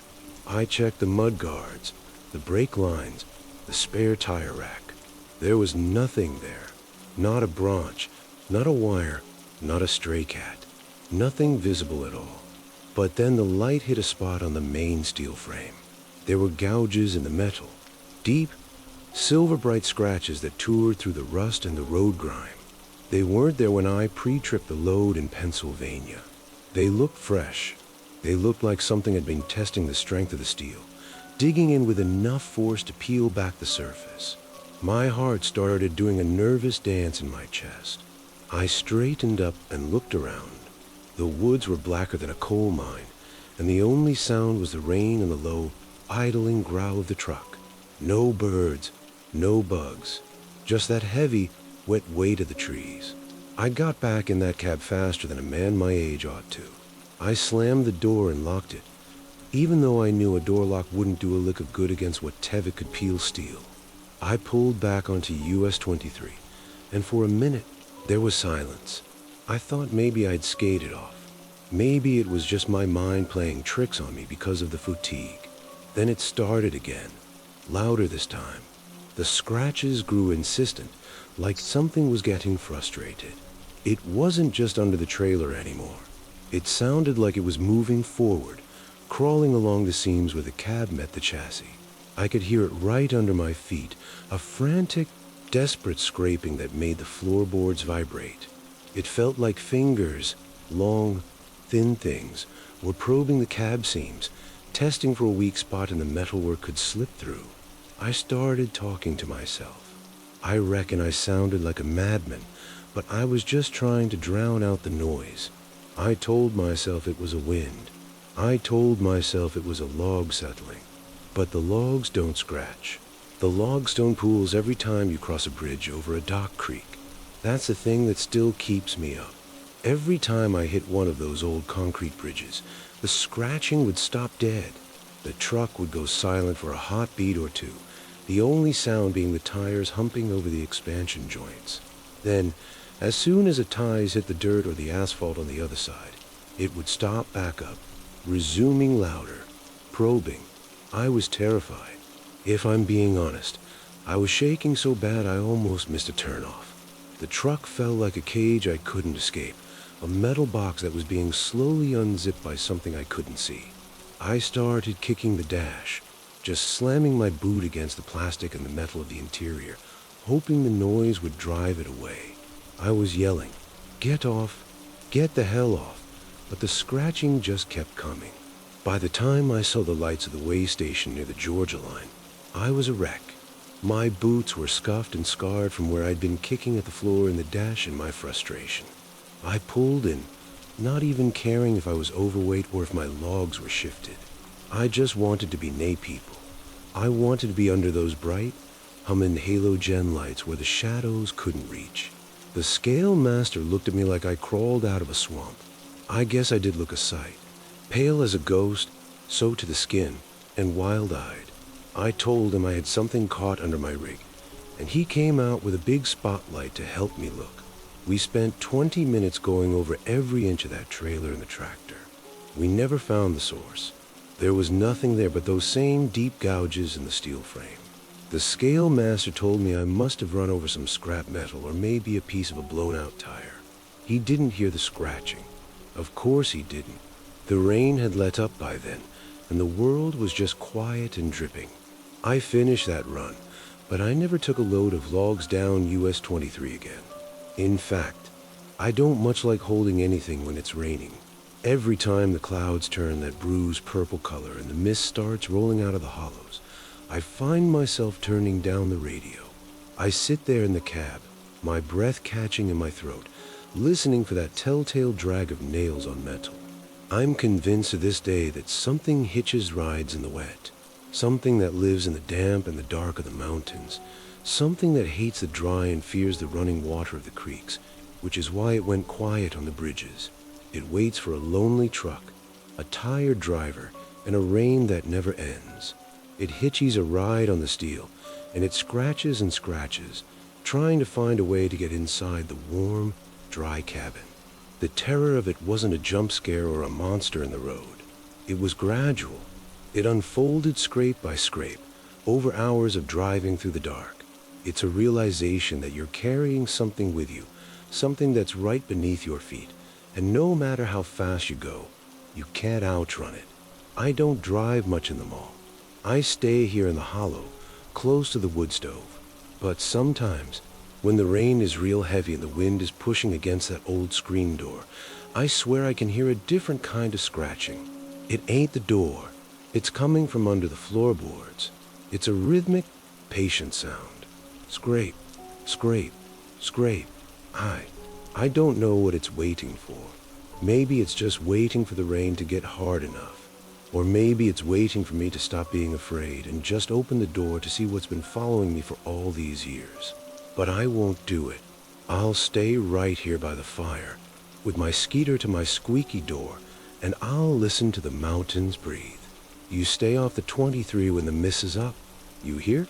There's things out there that don't want to be seen, but they sure do want to get in. If you hear that scratching, don't you dare stop. You just keep your boots on the floor, and you keep that rig moving. And don't bother kicking the dash. It don't help. It never did. Would you like me to look into more of these old driver logs from the 23, or maybe see if there were any reports of wrongness near the creek bridges in that part of the mountains? Story 11. I don't run long holes anymore. Sold my last rig in 2018 after my hands started cramping on cold mornings. But there's nights when rain moves across these ridges and the fog settles low in the hollow, and I wake up thinking I hear a horn rolling through the dark. Not a car horn, not some kid laying on it at a stoplight. A deep air horn, long and lonely. This was back in 2009, late spring I reckon. I was hauling a flatbed loaded with industrial stamping equipment out of Macon, Georgia, headed north through the Carolina ridges. Heavy pieces, chain tight, tarp down. You feel that kind of load behind you on every incline, every curve. It reminds you it's there. The rain started somewhere past Greenville. Not a storm at first, just a steady curtain that made the asphalt shine black as coal. By the time I hit the North Carolina line, it was coming down in waves, sluicing off the windshield so thick the world outside looked bent and watery, like I was driving at the bottom of a creek. Cell service was already gone. Out in those ridges, you're lucky to get a single bar, and even then it flickers like it's unsure about you. My nearest neighbor at home sits 5 miles down the Dote Road. Out there, on that stretch of highway, I might as well have been on the moon. I'd stopped earlier at a gas station outside Spartanburg and grabbed a greasy fast food burger. You know the kind, wrapped in thin paper that goes transparent with grease. I waited too long to eat it. By the time I unwrapped it in the cab, the bun was damp and ketchup had soaked through the wrapper. I balanced it in one hand, steering with the other like an idiot. Ketchup smeared across my thumb and then onto the steering wheel when I corrected a drift. I remember that detail clear as day, the way the red streak looked almost black in the dim dash light, the smell of warm grease filling the cab, mixing with diesel and that faint rubber scent from the floor mats. And that's when I heard the first horn. Low, deep, long. It rolled in from somewhere behind me, stretched out and mournful like a semi-warning another on a blind curve. I checked my mirrors quick. All I saw was rain and the faint glow of my own trailer lights reflecting back. Another blast came, this one ahead. Same tone, same length. Now, sound in the mountains does funny things. It bounces. It carries farther than you think. I told myself it was another truck on a parallel stretch, echoing off the cliffs. But the timing felt wrong, too measured, like it was counting something out. I swallowed a bite of burger that suddenly tasted like nothing and leaned forward over the wheel. The third horn came, behind me again. If I'm being honest, that's when the hair on my arms lifted. I tapped my own air horn, just a quick test blast. The sound cut sharp and familiar through the rain. 2 seconds later, from somewhere ahead in the fog, came the same blast. Same pitch, same length. I told myself it was coincidence. Another driver doing the same thing. Maybe they heard me first and answered. Truckers do that sometimes, playful and lonely stretches. But I couldn't see a single pair of headlights. Lightning flashed white and sudden, showing the highway stretching empty in both directions. No rigs, no cars, just wet pavement and trees crowding close. Then the horns came again. 2 of them this time, overlapping, one behind, one to the right, where there wasn't even a road. My cab vibrated faintly with each blast. You could feel it in your chest, that low frequency that settles in your ribs.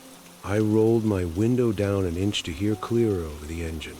Rain spattered in, cold on my forearm. The horn seemed farther away outside, but clearer too, less muffled by glass. They weren't random. They were spaced out almost evenly, like signals. I'd had a bad wreck years before on a mountain descent near Old Fort. Lost brakes halfway down in wet weather. Jackknifed by some miracle. I walked away with cracked ribs and a shoulder that's never quite right. I stopped running certain routes after that. Certain grades. As I drove that night, the horn started falling into a pattern that made my stomach tighten. Long blast. Pause. Short. Long. It wasn't Morse code. Nothing that clear. But it carried a rhythm that reminded me of mile markers I'd memorize on routes I no longer took. Like the road was calling out numbers without speaking them. I don't know how to explain it better than that. The rain thickened. Fog rolled low across the asphalt in streaks, especially near the cuts where the road sliced through rock. My headlights corded in beams that looked solid enough to touch. The horns multiplied. One to the left, one far ahead, one so close behind me I instinctively checked my mirrors again. Hot thudding. Empty. I hit my radio knob, cranking it up. Static at first, then a faint country station bleeding in. I turned it louder. Fiddles and a steel guitar fighting through interference. The next horn blast cut straight through the music like it wasn't even there. My trailer chains rattled with the vibration. I eased my speed down 10 miles an hour. Hazard lights blinking. Didn't want to outrun my visibility. Another lightning flash. For half a second, I saw what looked like headlights cresting a hill ahead. Twin glows in the fog. When the darkness came back, they were gone. The horns grew more insistent near washed-out shoulders. You can smell when a shoulder's given way recently. Wet clay and raw earth. The asphalt edge looks jagged, chewed up.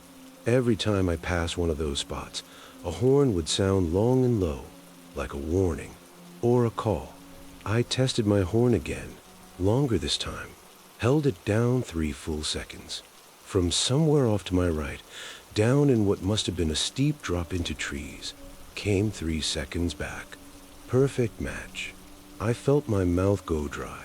You ever sit in a cab at night and become aware of every small sound? The hum of the engine, the faint whistle of wind around the mirrors, the squeak in the passenger seat when you shift your weight. It all gets louder when you're scared. The cab smelled like grease and damp fabric. My burger sat half-eaten in its wrapper, forgotten. Ketchup had dried tacky on the wheel where my hand kept brushing it. The horns started layering over each other. Not chaotic, not random. Led, like a slow-building chorus rolling through the ridges. Deep tones overlapping. Some farther off, some close enough to make my windshield tremble faintly. I remember thinking about home then. About my cabin back in the hollow. The screen door on that place is a hinge that squeaks in a particular rhythm when you open it. High-low, then a little catch at the end. I've meant to oil it for years, but never do. The porch boards dip slightly near the left corner, and when rain hits them, they give off this damp pine smell mixed with old dust. Inside, the cast iron skillet hangs on a nail by the stove. It always carries a scent of old grease no matter how much you scrub it. Not ransacked, just seasoned. When you heat it up, that smell deepens and fills a room, warm and familiar. The wood stove ticks as it cools, metal contracting in small pops. Ordinary sounds, ordinary smells, the kind that tell you you're safe. None of that fell close that night. Another horn blew so near I flinched hard enough to drift toward the center line. I corrected quick, hot slamming. Cut it out. I muttered to nobody. My voice sounded thin in the cab. I started counting between blasts. 7 seconds, then 5, then 3. Also, at one point, I could swear I heard my own truck's engine echo back at me from somewhere ahead, slightly delayed, like another rig running the same RPM just out of sight. Lightning again. For the briefest moment, I thought I saw the outline of a trailer angled wrong on a curve up ahead. Crooked, blocking half a lane. Darkness swallowed it before I could be sure. I slowed almost to a crawl approaching that bend. The horns fell silent, dead silent. All I heard was rain and my own engine. I rounded the curve. Nothing there. The shoulder was muddy but intact. Trees stood dripping and still. No wreck, no lights. Then, from directly behind me, so close I felt it in my spine, a horn blasted so loud I shouted and nearly stumped the brake. My mirrors showed only fog. The vibration lingered in my chest long after the sound faded. I don't scare easy. Years on the road will sand that down. But that night, mile after mile, something felt off in a way I can't choke up to acoustics. The horns didn't just echo. They responded. They matched. They waited. By the time I crossed into Virginia, the The rain began easing, not stopping, just thinning to a steady drizzle. The fog lifted a little from the pavement, clinging high in the trees. The horns grew fewer, farther apart. The last one came just before dawn started graying the eastern sky. A single long blast from somewhere deep in the ridges to my left. It carried for what felt like half a minute, fading slow. And then there was nothing.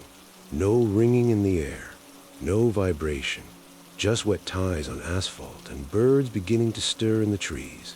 I pulled into a rest area as a light came up, sat there with the engine idling, hands still gripping the wheel.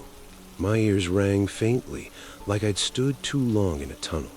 When I finally stepped out, the air smelled clean, just rain and pine and distant diesel from another truck parked 3 rows over. I walked the length of my flatbed, checking chains out of habit. Everything secure. I asked the driver fueling up if he'd heard any horns through the night along that stretch. He looked at me like I'd asked if he'd seen ghosts.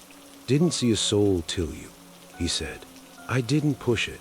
For months after, every time I heard a distant air horn on a foggy grade, my stomach would tighten. I started avoiding night runs through certain ridges. Took longer routes when I could, because I couldn't shake the feeling that those horns weren't just sound bouncing off rock. They felt intentional, like coal from rigs that miss a curve, from drivers who never ease off the brake in time, from metal and cargo twisted somewhere down a slope where no one passes anymore. You drive enough mountain roads, you see the scars, guardrails bent outward, fresh gravel where something heavy tore through, crosses tied to trees with faded flowers. Sound carries in strange ways on wet nights. But that pattern, that answering, I still hear it sometimes when storms roll over this hollow. A deep tone rolling faint across the hills.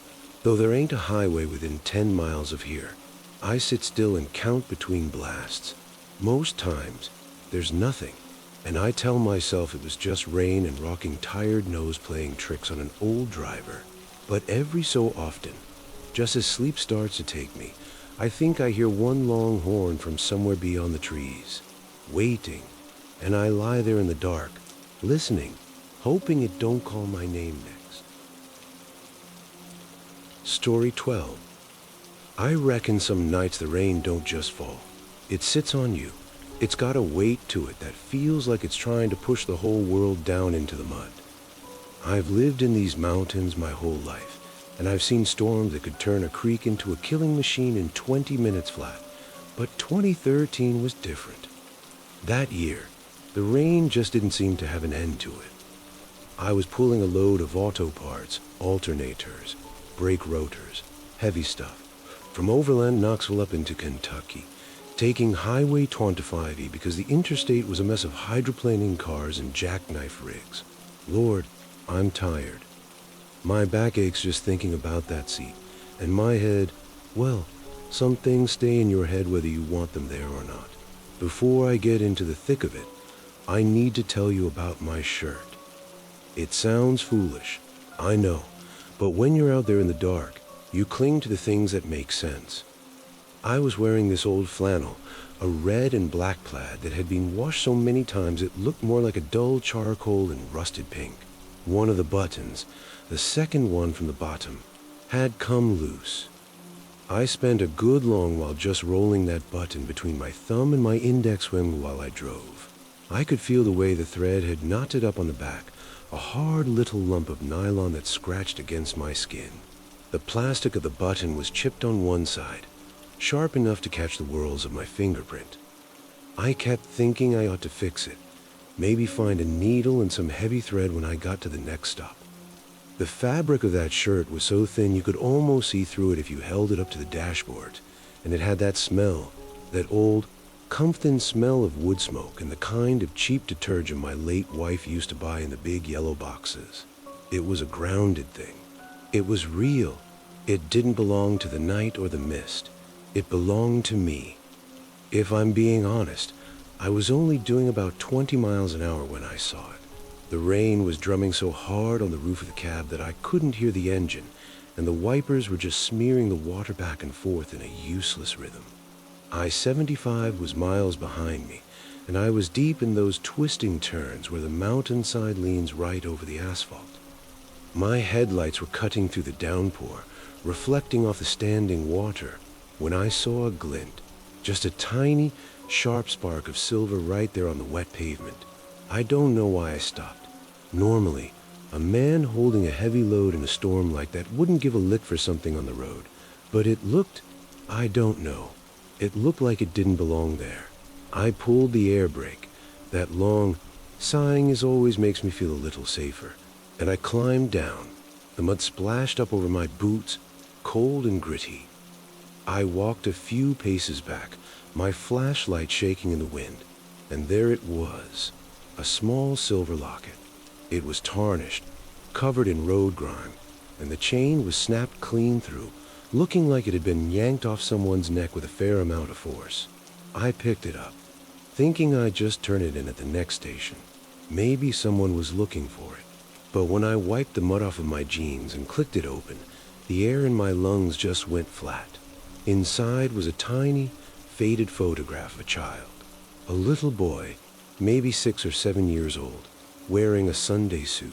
But his eyes, someone had taken something sharp, a needle or a knife point, and scratched them out right down to the paper backing. It wasn't just accidental scratch. Neither. It was deliberate. Deep, jagged ruts where the eyes should have been, leaving nothing but white, empty pits staring back at me. I don't know how to explain it, but the thing felt wrong the second it touched my palm. It was ice cold at first, the kind of cold that makes your joints ache. But then it started to warm up, not like it was sitting near a heater, but like it had a fever. It got hot, pulsing against my skin until I had to drop it onto the passenger seat. I climbed back in, wiped my face with that ragged shop towel, and tried to get my head straight. I put the locket on the dash, right above a radio, and put the rig back in gear. I reckon I just wanted to get to the Kentucky line and be done with it. But as I drove, the sound started. Click, click, clack. I looked over, and that locket was moving. It wasn't sliding around because of the tons. Mind you, it was sitting perfectly still, but it was clicking open and shut on its own. It looked like a nervous tick, the way a man might tap his fingers on a table when he's waiting for bad news. Click, open, click, shut. It was fast, then slow, then fast again. I reached out to grab it, to throw it in the glove box and be done with it, but my hand stopped halfway. The photo inside, it wasn't the little boy anymore. In the dim, green glow of the instrument panel, I saw the face of a girl. She had long, braided hair, and she was smiling, but her eyes were gone too. Just those same white, scratched out holes. My stomach did a slow roll. I recognized that face. I'd seen it on a faded mission poster taped to the glass of a vending machine at a pilot station 3 states back. The rain seemed to get louder. It wasn't just water hitting metal. It sounded like 1,000 tiny hammers trying to find a way through the roof. I was sweating, despite the chill in the cab. I tried to focus on the road, on the yellow lines that kept vanishing into the fog. But every time the locket clicked, I couldn't help but look. Every time it opened, the face was different. It was a man in a hunting vest. It was an old woman with a knitted shawl. It was another child. Faces I'd seen on posters, on news segments, are just faces that felt like they'd been pulled out of the dark hollows we were passing through. Those deep Appalachian drawers lose people easy, especially when it misses up. You hear stories about folks just walking off their porches and never coming back. And looking at that locker, I felt the weight of every one of them. It felt like they were all crowded into the cab with me, pressing against my shoulders, breathing cold air onto the back of my neck. I decided I'd had enough.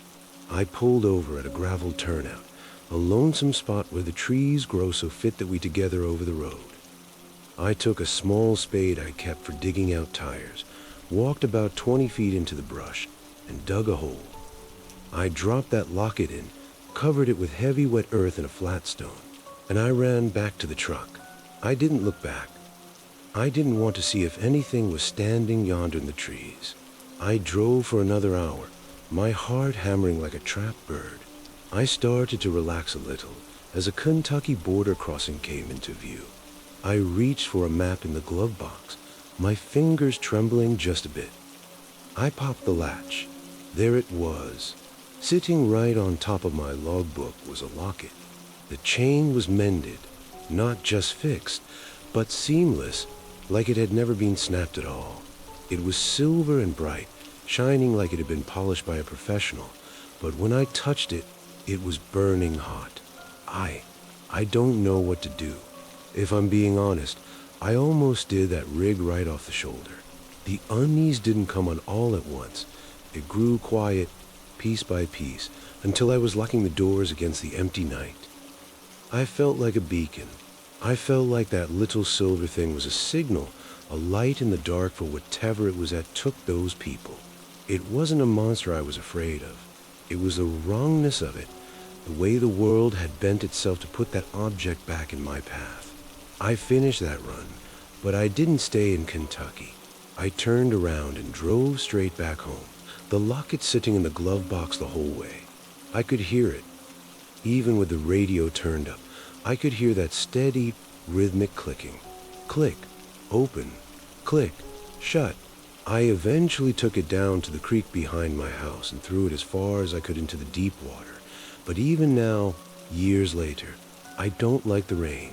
When the storm gets heavy and the water starts drumming on the tin roof of this porch, I find myself checking the glove box of my pickup.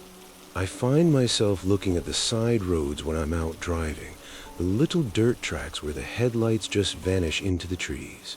You see, those hollows, they don't just take people. They keep them. And sometimes they send a little piece of them back just to remind the rest of us that we're only ever passing through. I keep my doors locked now, not because I think a lock can stop what's out there, but because it makes me feel like I've still got a say in the matter. I'm so tired of the clicking. Every time I hear a pebble hit the windshield or a bronze tap against the house, I think of those scratched out eyes. I think of the weight of all those lost souls, carried in a tiny silver shell. If you're ever out on 25E and you see something shining on the pavement, don't you stop. You just keep your eyes on the road and you keep moving. Some things aren't meant to be found. I reckon that's all I've got to say on it. The wood stove is getting low, and I can feel the damp coming in through the floorboards. It's funny how a man can spend his whole life in the mountains and still feel like a stranger once the sun goes down. Just watch yourself out there. These hills have a long memory, and they don't much care for the living.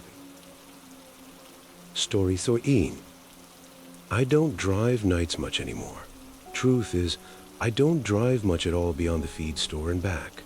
My eyes ain't what they used to be, and rain on blacktop does something to depth and distance that gets harder to judge when you're pushing 70. But there's another reason too. Mirrors. Row view mirrors on a wet interstate. This was mid-90s, somewhere around 96 I reckon. I was hauling refrigerated loads out of West Virginia down toward Virginia's Shenandoah Valley. Chicken mostly, sometime produce. You keep that reefer unit humming steady or you'll hear about it from somebody in a hennet 2 states over. That particular night, I was running I-81 south. Rain had settled in just after dusk. Not a storm exactly, just a soaking, steady fall that made the whole highway look like polished coal. Every set of tail lights ahead smeared long and red across the surface. The white lane markers glowed like they'd been painted fresh. Cell service back then was spotty at best. Up in those stretches between ridges, you'd lose it entirely. CB radios were more reliable, but even they'd go quiet when weather pressed down low over the mountains. I remember thinking how empty it felt. Long strings of road with only the hum of my engine and the rattle of rain on the cab.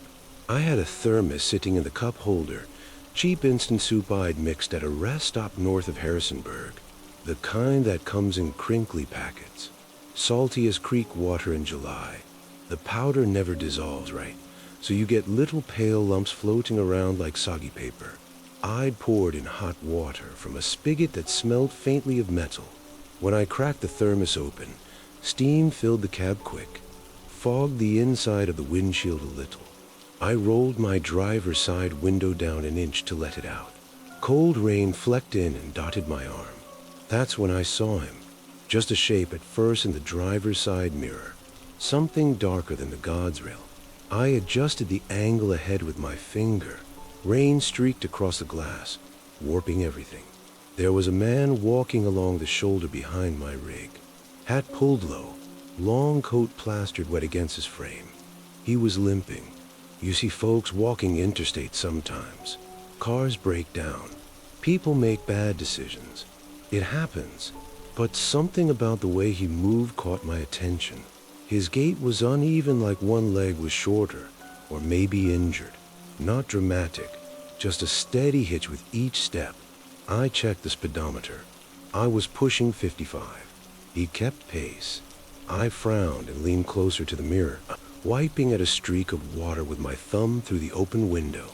He should have been shrinking away, falling back with distance. He wasn't. If I'm being honest, I told myself I was misjudging perspective. Rain plays tricks. Reflections stretch things. The shoulder curves in and out. Maybe he just stepped into view from behind a signpost. Lightning flashed. For half a second, the whole world turned white.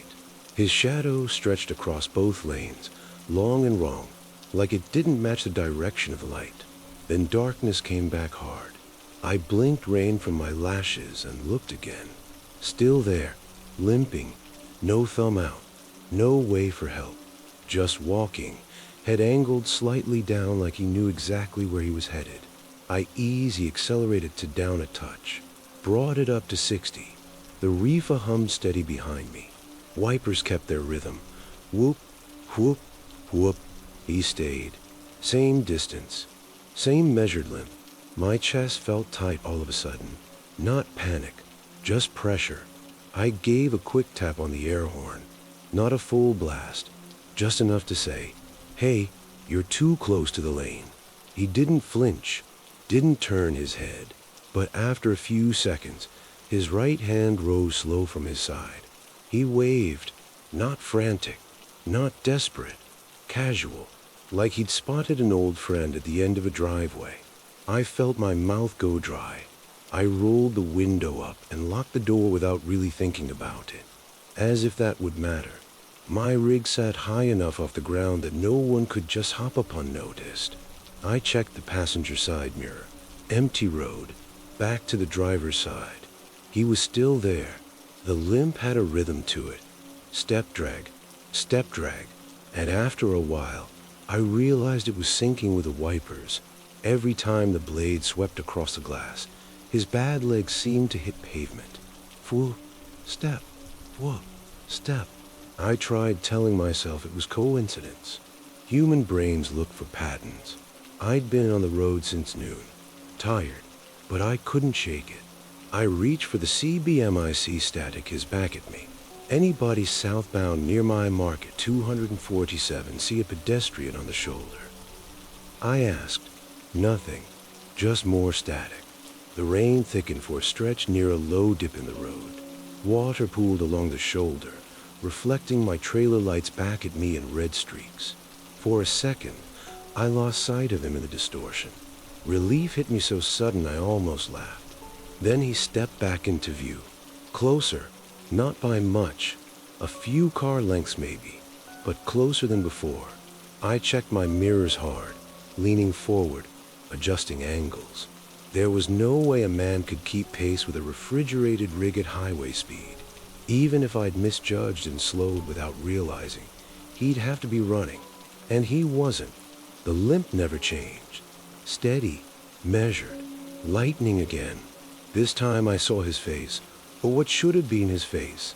The brim of his hat kept it in shadow. But there was something about how the light caught it, like it didn't reflect right. Skin should shine wet in rain. His didn't. It looked dull, absorbing. I swallowed and eased my speed down instead.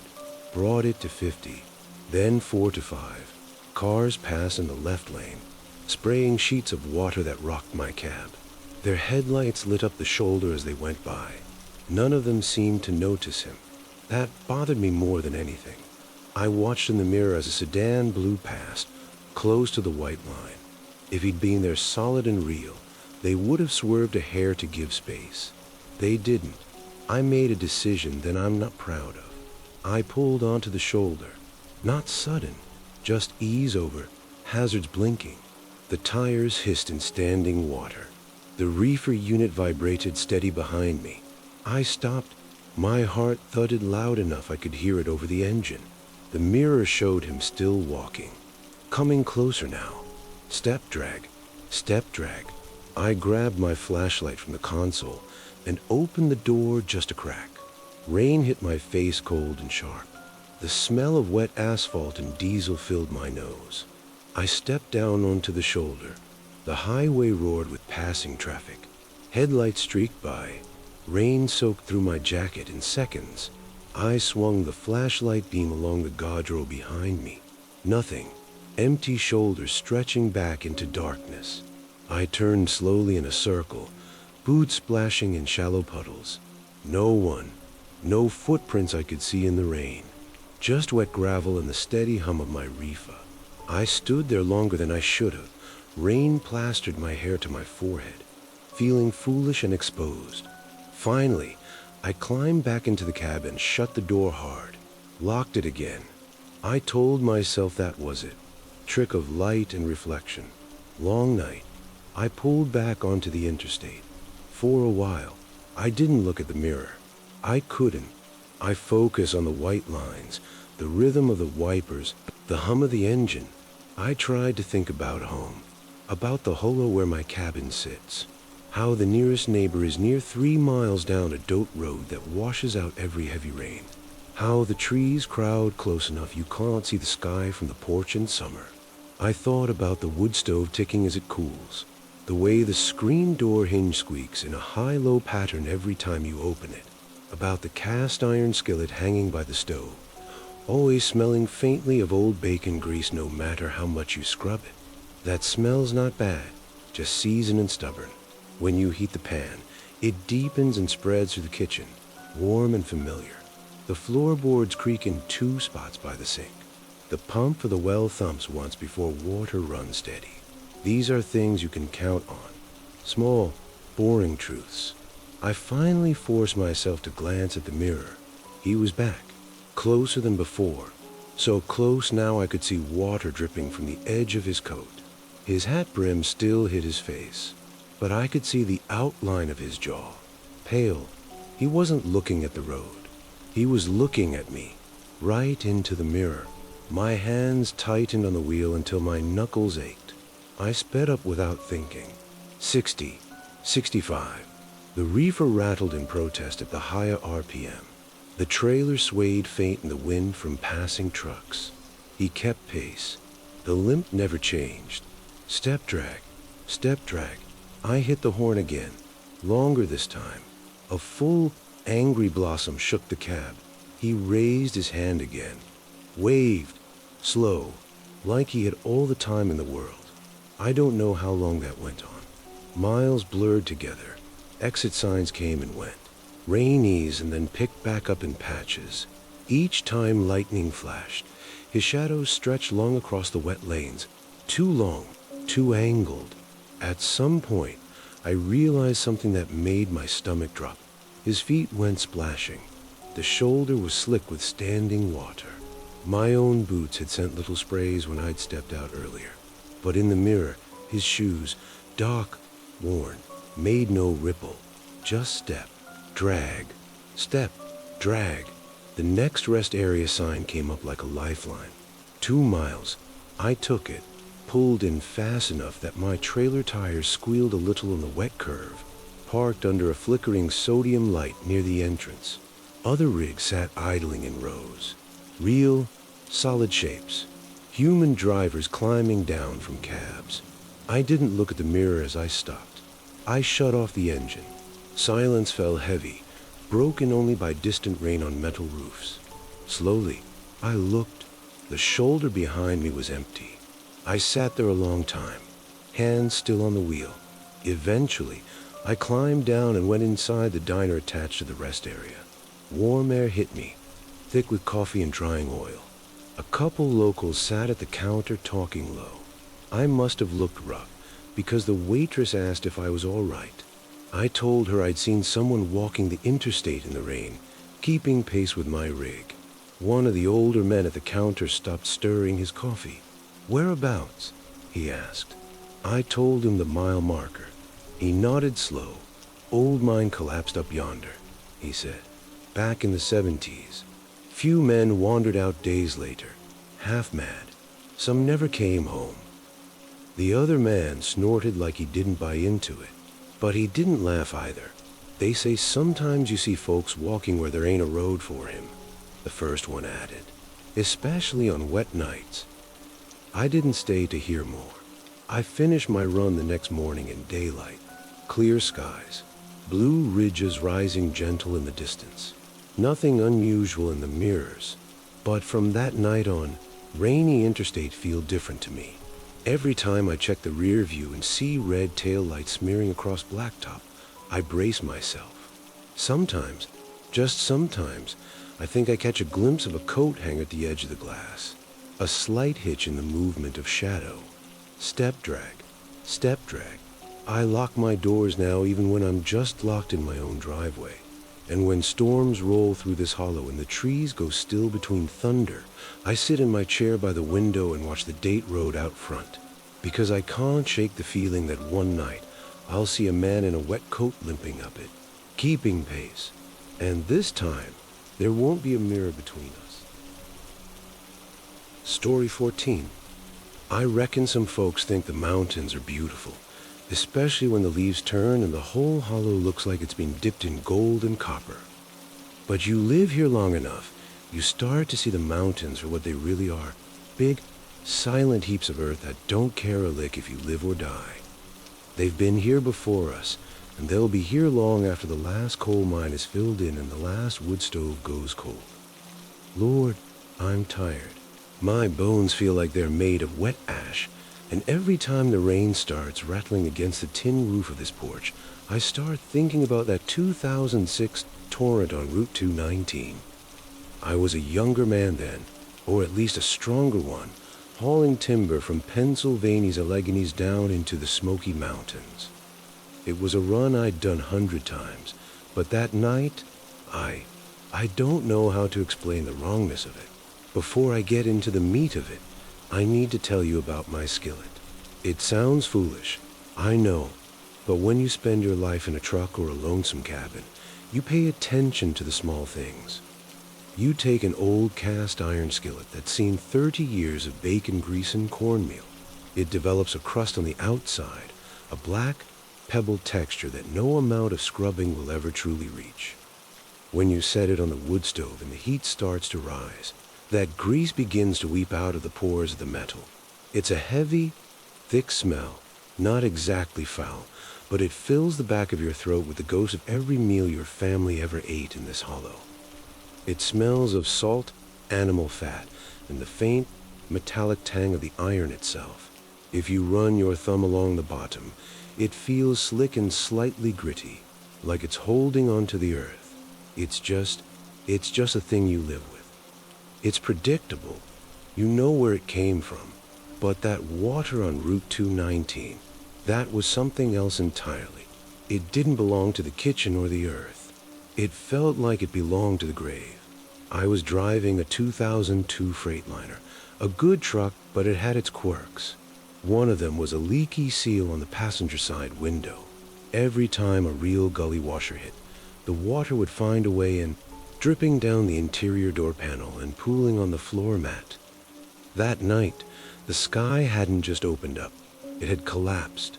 The rain was coming down in sheets so thick you couldn't see the yellow lines, just a gray blur of water and the black wall of trees pressing in from the shoulder. Route 219 is a lonesome stretch of road even on a sunny day. There's no cell service in those deep cuts, and you can go 30 miles without seeing a single porch light. It's just you and the mountain, and that night, the mountain felt like it was leaning in close to whisper something unpleasant. I'd been chewing on a strip of red licorice candy, The kind that's more wax and sugar than anything else. It was that cheap stuff that sticks to your molars and leaves your spit bright red. I like it because it kept me awake when the engine drone started to get hypnotic. As the rain flooded into the cab through that leaky seal, the wind caught a spray of it and slapped it right across my face. I reached up with the back of my hand to wipe the wetness from my mouth, and that's when I tasted it. If I'm being honest, I expected the taste of road grime or maybe a bit of oil. But this was different. It was bitter, not just a shop taste, but an acrid, deep foulness that reminded me of old medicine mixed with rust. It was a taste of something that had been sitting in a dark place for a long time, fermenting in the damp. It wasn't clean rainwater. It felt heavy. I spat out the window, trying to get the taste of it out of my mouth, but it stayed on the back of my tongue like a film. I figured maybe the truck ahead of me had a leak, some kind of chemical runoff splashing onto my windshield. But there were no other trucks. I was the only soul on that road for miles. I wiped my face again, and more of that water hit my lips. Every drop carried that same tang, growing stronger as I moved deeper into the mountains, especially near those certain creeks that were swollen brown and angry with flood. Those creeks weren't just moving water. They were moving mud, old timber, and whatever secrets the mountains had buried in the silt. My tongue started to go numb after a while. It was a tingle at first, like I'd burned it on hot coffee, but then the sensation just died. I'd tried to swallow, and I could feel the bitterness sliding down my throat, making my stomach tan. I started getting these flashes of nausea, real sharp and sudden, and with them came visions. I don't know how to explain it. I wasn't seeing things on the road, but in my mind's eye, I kept seeing those old polluted streams from the strip mines. You know the ones where the water runs orange and nothing can grow on the banks because the earth itself has turned sour. I saw rusted out pipes deep in the ground, leaking black bile into the roots of the trees. I saw things that had been buried and forgotten, now being washed out by the rain. I cranked the heat up to the max, trying to dry out the cab and stop the leak by sheer force of hot air, but it didn't do a bit of good. The humidity in the truck was stifling. It smelled like wet wool and that bitter, medicinal rot. I reached for my thermos, thinking a gulp of black coffee would wash the taste away. I poured a cup, the steam rising up in the dim light of the dash, but when I took a sip, I nearly gagged. The bitterness had seeped into my coffee. It had turned the beans foul, like I was drinking liquid charcoal mixed with battery acid. The air itself felt thick with it. Every time I took a breath, I could taste that decay on the roof of my mouth.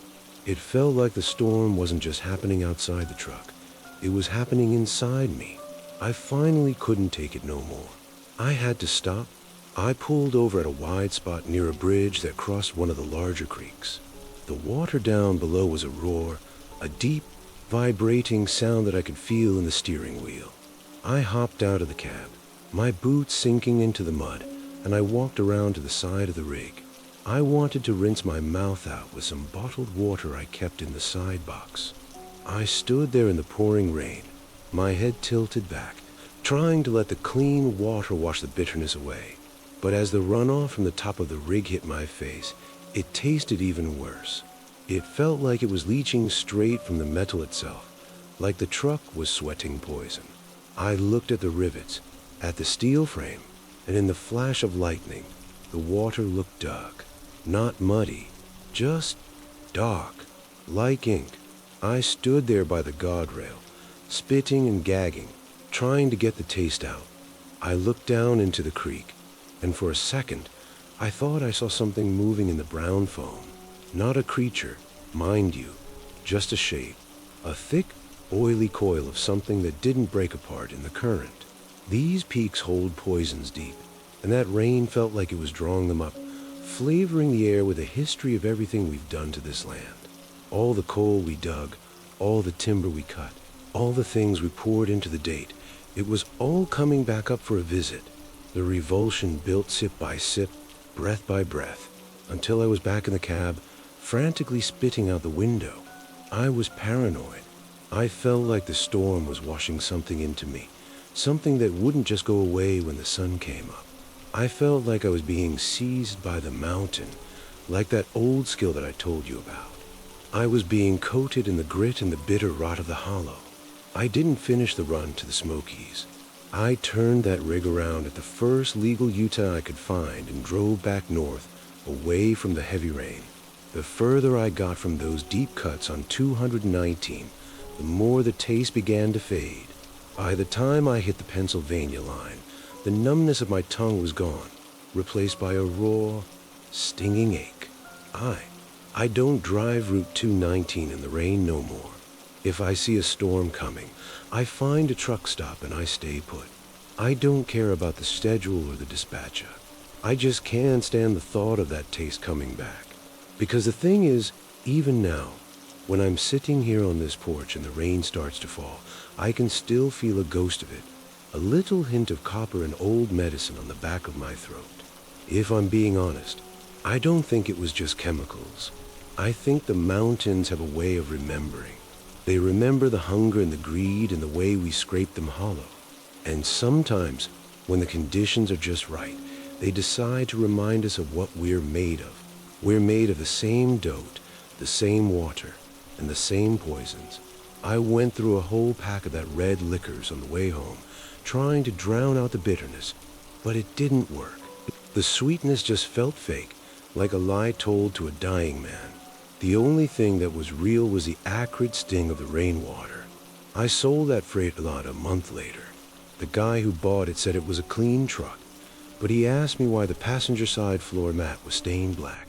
I didn't tell him. I just took the money and walked away. I didn't want to explain that the truck had been drinking from a spring that shouldn't have been tapped. The mountains are quiet tonight. The trees are just standing there, dark and still, watching the house. There's no self-service out here, and the nearest neighbor is 3 miles over the ridge. It's a good kind of quiet, usually. But then the wind picks up, and I hear that first plink of rain on the tin, and my stomach starts to do that slow, sick row. You ever taste something that you knew was wrong? Not just spoiled, but wrong in a way that made your soul want to climb out of your skin? That's what Route 219 is like in a torrent. It's the taste of the earth's memory, and it's a memory that's gone sour. I'm going to go inside now. The wood stove needs another log, and I can smell the old grease in the kitchen. It's a boring smell, a normal smell. I'll take that over the bitterness any day. You stay safe on those roads. You hear? And if you're hauling through the Alleghenies and the rain starts tasting like rust and old sins, you just keep your mouth shut and you keep driving. Don't stop to rinse. Don't stop to look. Just get yourself to high ground and hope to God the mountain doesn't decide to swallow you whole. I reckon that's all there is to say. My throat's getting dry just talking about it. If you'll excuse me, I think I'll go have a glass of water from the well. It's deep water, clean water. At least, I hope it is. You can never really be sure what's leaching through the rock down yonder. Good night to you. What's the weather? And for pity's sake, don't go eating red liquors in a storm. It won't help you none. Story 15. I don't mind driving in the dark so much anymore, not on these back roads near my cabin. I know every bend in this hollow. I know where the gravel dips and where the creek runs close after a hard rain. What I don't care for is headlights cutting through a storm. Something about beams and water and mountain rock mixing together. It brings me back to 2017, and I don't sleep right after I think on it. That was the year I hauled bulk salt down from Ohio into eastern Kentucky coal country. Winter contracts. You run steady when the weather turns bad because counties need those roads cleared, and salt don't move itself. It's heavy work. A full load shifts different than machinery or produce. It slides and settles like it's alive if you take a curve wrong. I was coming down the Howard Rogers Parkway one evening, headed toward Hazard. Storm rolling in hard from the west. The sky had that low, pressed down look like the ridges were holding it up with their shoulders. Wind gusted across the high stretches, rocking the cab just enough to remind you you're small. Cell service dropped out about 20 minutes before the worst of it hit. Not unusual. Out there, once you dip between certain knobs, your phone just a useless brick. No bars, no calls. Just you and however many tons you're dragging behind. Rain started as a mist. Then it thickened. Then it turned into a full sheet of water pouring sideways across the road. My wipers slapped back and forth fast as they could go. The world beyond the windshield narrowed down to whatever my headlights could catch. I grabbed a burger and fries at a drive-thru outside London earlier. One of those mustard packets had busted open in the bag. I didn't notice till I felt something tacky on my jeans. Yellow smear dried into the denim. I remember scraping at it with my thumbnail while waiting at a light, flakes of dried mustard catching under my nail. By the time I was deep into the parkway, that spot on my jeans felt stiff and crusted. I kept picking at it absent-mindedly while steering with my left hand. Just something to do to stay awake. They kept smelling like old fast food grease and damp fabric. Heater running low, trying to keep the windshield from fogging. That's when I noticed a fur shadow. It crossed the hood quick, dark shape sliding over the metal, twisting in the beam of my headlights. I figured it was a tree limb at first. Branches thrash wild in windstorms. Shadows jump around. But this one didn't move like it was attached to anything. It curled. I leaned forward, squinting through rain streaks. The shadow stretched long across the hood, then thinned, then bunched up again like smoke caught in slow motion. There weren't any trees close enough to cast it. The parkway there runs cut through rock. Sheer walls on either side in some stretches. Nothing overhanging the road. Another one slid across. This one wider, almost shaped like a bent figure Hounslow. It elongated as I rounded a curve, then snapped back shorter when the road straightened. I blinked hard and adjusted my headlights, thinking maybe something was wrong with the angle. Sometimes a load shifts and the nose dips a hair. The shadows stayed. They didn't line up with roadside signs, didn't match the guardrails. They moved independent, like they were floating just above the hood but not touching it. If I'm being honest, that's where my hands started to sweat on the wheel. The rain intensified, hitting so hard it sounded like gravel on the roof. Water streamed over the hood and sheets. The shadows didn't wash away. They thickened. I flicked my brights on. Bad idea. The beams cut farther into the downpour, but the shadows only grew darker, more defined. One of them spread wide enough that for a second I couldn't see the right lane marker through it. It was like something was blocking the light itself. I eased my speed down from 50 to 40. Salt load shifted faint behind me with a dull, sliding sound that vibrated through the frame. The next curve brought a whole cluster of them. 3, maybe 4 shapes twisting together. Long edges that looked almost like fingers. They crawled up from the front grille area and slid back toward the windshield before dissolving, only to reappear seconds later. I rubbed my eyes with the heel of my palm, checked the windshield for smears. Just rain. I cracked my window a sliver despite the storm, hoping fresh air would clear my head. Cold water flecked in and dotted my arm. The wind howled through that narrow gap with a high, thin whistle. And underneath it, I swear I heard something else.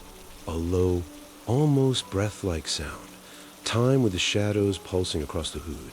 I don't know how to explain it better than that. It felt like the light itself was breathing. I shut the window quick.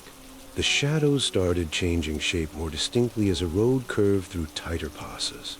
They elongated when I swung left, shortened when I swung right, but not in a way that matched geometry. They lagged a second behind, like they were deciding how to move. One of them reached nearly halfway up the windshield before thinning and sliding off the side. I jerked slightly, my boot tapping the brake too hard. The trailer swayed faint.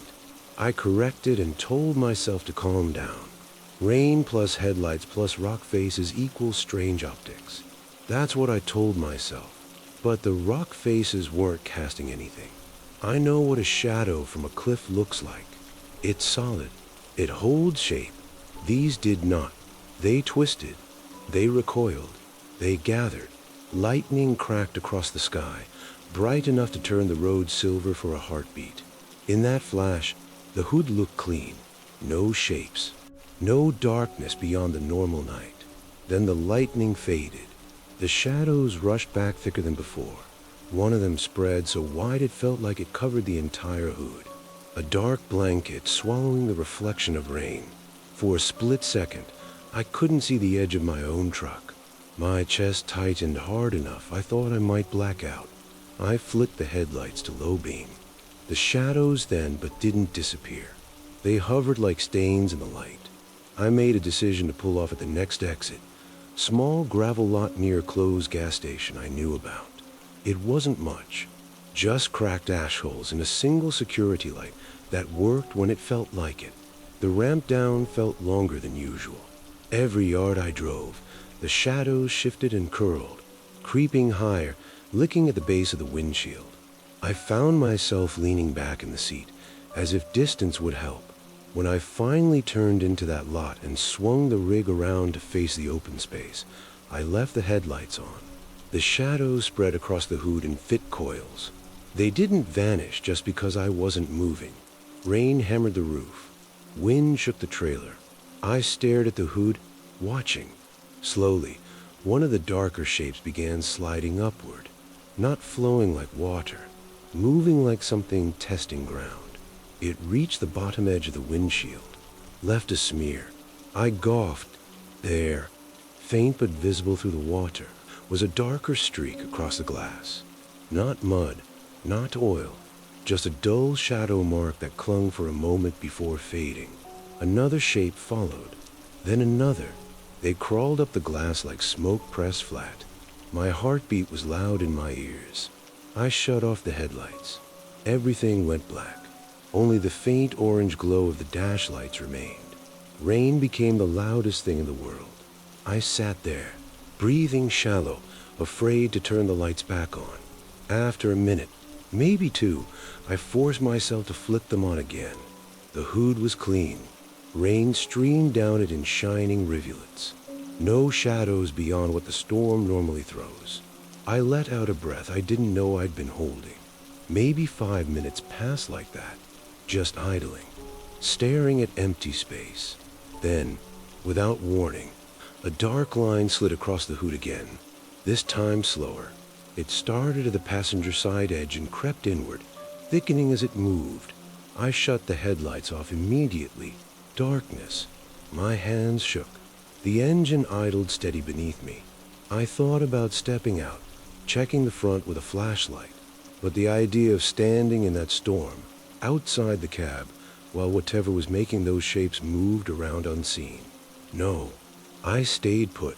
I don't know how long I sat there with the lights off. 10 minutes maybe. Could have been 30. Time stretches funny when you're scared. Eventually, the rain eased. Not stopped, just softened to a steady fall. I turned the headlights on once more. Nothing. No shadows. No smaze. Just wet pavement and a sagging chain link fence around the old station. I pulled back onto the parkway slow. Kept the speed low. Watched the hood like a hawk. For a few miles, everything seemed normal. Then as I passed a stretch where old coal tipples stood skeletal against the hillside, I saw them again. Faint at first, dark threads in the beam. They twisted up from the road surface this time. Not the hood, like something rising through the light itself. I pass a sign warning of a sharp curve and a history of accidents. Guardrail bent in places. Fresh gravel where repairs had been done. The shadows thickened near that spot, coiling tighter. If I'm being honest, it crossed my mind that maybe they weren't random. Maybe they gathered where something had gone wrong before, where trucks had jackknifed, where loads had spilled, where men had died in caves beneath the asphalt decades earlier. Folk around here say the mountains remember, that they hold on to things. Bad weather stays them up. I don't put much stock in talk like that. I didn't, but those shapes felt like memory made visible, like the dock under the surface was reaching up through my headlights. The rest of the run blurred. Every curve brought new movement across the hood. Every straight stretch offered brief relief.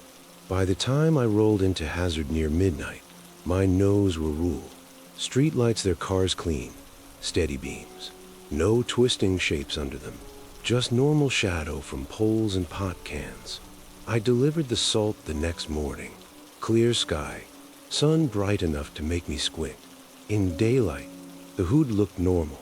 No residue, no scratches, no sign anything had touched it.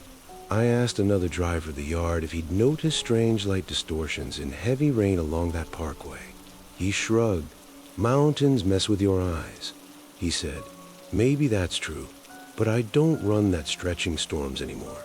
And when rain hits his hollow at night and headlights from a passing truck sweep across my cabin wall, I watch the way the shadows move. Most times, they follow the light like they should. But once in a while, I see one lag just a second behind, curl the wrong direction. And I sit there in my chair by the wood stove, listening to the wind in the trees and the far-off rush of the creek, feeling that same tightness in my chest. Because I reckon some things don't need a body to move. Sometimes all they need is light, and a road through the mountains to travel on. Story 16. I reckon some folks think the mountains are beautiful, especially when the leaves turn and the whole hollow looks like it's been dipped in gold and copper. But you live here long enough, you start to see the mountains for what they really are. Big, silent heaps of earth that don't care a lick if you live or die. They've been here before us, and they'll be here long after the last coal mine is filled in and the last wood stove goes cold. Lord, I'm tired. My bones feel like they're made of wet ash, and every time the rain starts rattling against the tin roof of this porch, I start thinking about that night back in 2011. I was a younger man then, or at least a stronger one, running empty after a drop-off in eastern Kentucky. The rain was coming down in a way that felt personal, like it was trying to cave in the roof of my cab and wash me right off the side of the ridge. There's a certain way an old cast iron skillet holds onto the past. If you look at mine, the one my mama handed down to me before she passed, it's got a crust on the outside thicker than the bark on an old hickory tree. That black glaze is made of 40 years of bacon fat, lard, and cornmeal. When it sits on the wood stove and the heat starts to seep into the metal, it gives off a smell that's heavy and salt-rich, a scent that stays in the curtains of days and makes you think of mornings that ended decades ago. It ain't just grease. It's a history of every morning we sat at that table before the sun was even up. You can see the swell marks in the bottom where the metal's been worn smooth by 1,000 scrapers of a steel spatula. It's got a weight to it that makes your wrist ache if you hold it too long, but it's solid. It's something you can trust in a world that's mostly made of smoke and shadows. If I'm being honest, I spend more time talking to that skillet while I fry up my eggs than I do talking to most folks around here. It doesn't talk back, but it listens in a way that makes sense. That night on the road didn't make a lick of sense. I was driving a route that twisted through the deep hollows, the kind of road where you spend more time looking out the side window than the windshield because the tines are so tight. I'd just finished a pack of menthol cigarettes, the green ones that leave a sting in the back of your throat. I crumple the empty box and toss it on the floor mat, watching the grayish spill out and mix with the dried mud from my boots. I was tired, the kind of tired that makes your eyes feel like someone rubbed sand in them. I just wanted to get home, crawl under the quilt, and forget the road existed for a day or two. I-75 was miles behind me, and I was deep in the parts of Kentucky where the trees grow so thick that we together over the asphalt. There wasn't a single bar on my cell phone. There never is in those cuts. The mountain peaks are too high and the valleys are too deep for a signal to find its way down to a man in a truck. But then, right as I was gear-shifting into a climb, the phone on the dash started to vibrate. Then it started to ring. I stayed at it. I didn't pick it up at first. I just watched it dance across the plastic dashboard, the screen lighting up the inside of the cab with a cold, blue glow. I knew that number. I hadn't seen it in years, and I sure as certain shouldn't have been seeing it then. It was my brother Silas's old line. Silas, who'd gone off a ledge on the same twist 3 years prior when his brakes gave out on a timber hole. His phone had been crushed into scrap metal along with the rest of him. I don't know how to explain it, but my hand moved before my brain could tell it to stop. I picked it up. "Hello," I said. My voice sounded thin, like a piece of paper being torn. The sound that came back wasn't right. It was faint, crackling with a static that sounded like dry leaves being crushed under a heavy boot. It was the sound of bad reception, but worse. And then I heard the voice. It was Silas. I'd know that low, raspy drawl anywhere, even if it were coming from the bottom of a well. He was pleading. He was calling my name, over and over. His voice laced with these heavy, wet sobs that seemed to echo the storm hammering on the metal of my truck. He told me he was at that old rest stop near Pine Mountain, the one we used to stop at when we were kids to catch crawdads in the creek yonder. He kept saying he was cold. He kept saying it was so dark he couldn't see his own hands. I yelled back at the phone. I called him a liar. I thought it was a prank, some cruel joke from one of the guys at the depot, or maybe a glitch in the towels that was crossing lines from some other poor soul. But then the voice said something that stopped the blood in my veins. He mentioned the scar on my left arm, the one I got when I was 8 years old and fell out of the barn loft onto a rusted harrow. He told me the exact words Mama said when she was stitching it up with a sewing needle and a bit of whiskey. "Don't leave me in the dock again, Roy," the voice whispered. The signal flickered, and the line went dead. I sat there in the driver's seat, the truck idling with a low growl that shook my teeth. My heart was thumping against my ribs like a trapped bird. I looked at the phone. No bars, no service was written right there in the corner. I tried to call the number back, my thumb shaking so hard I could barely hit the screen, but it just gave me a busy signal that sounded like a scream. The rain didn't stop. I kept driving because staying still felt like a death sentence. Every few miles, that phone would light up again. Every time, it was the same number. Every time I answered, Silas was weaker. He sounded like he was being pulled further away, his voice getting swallowed by the crackle and the hiss of the rain. He was begging me to turn around, to come find him at that rest stop.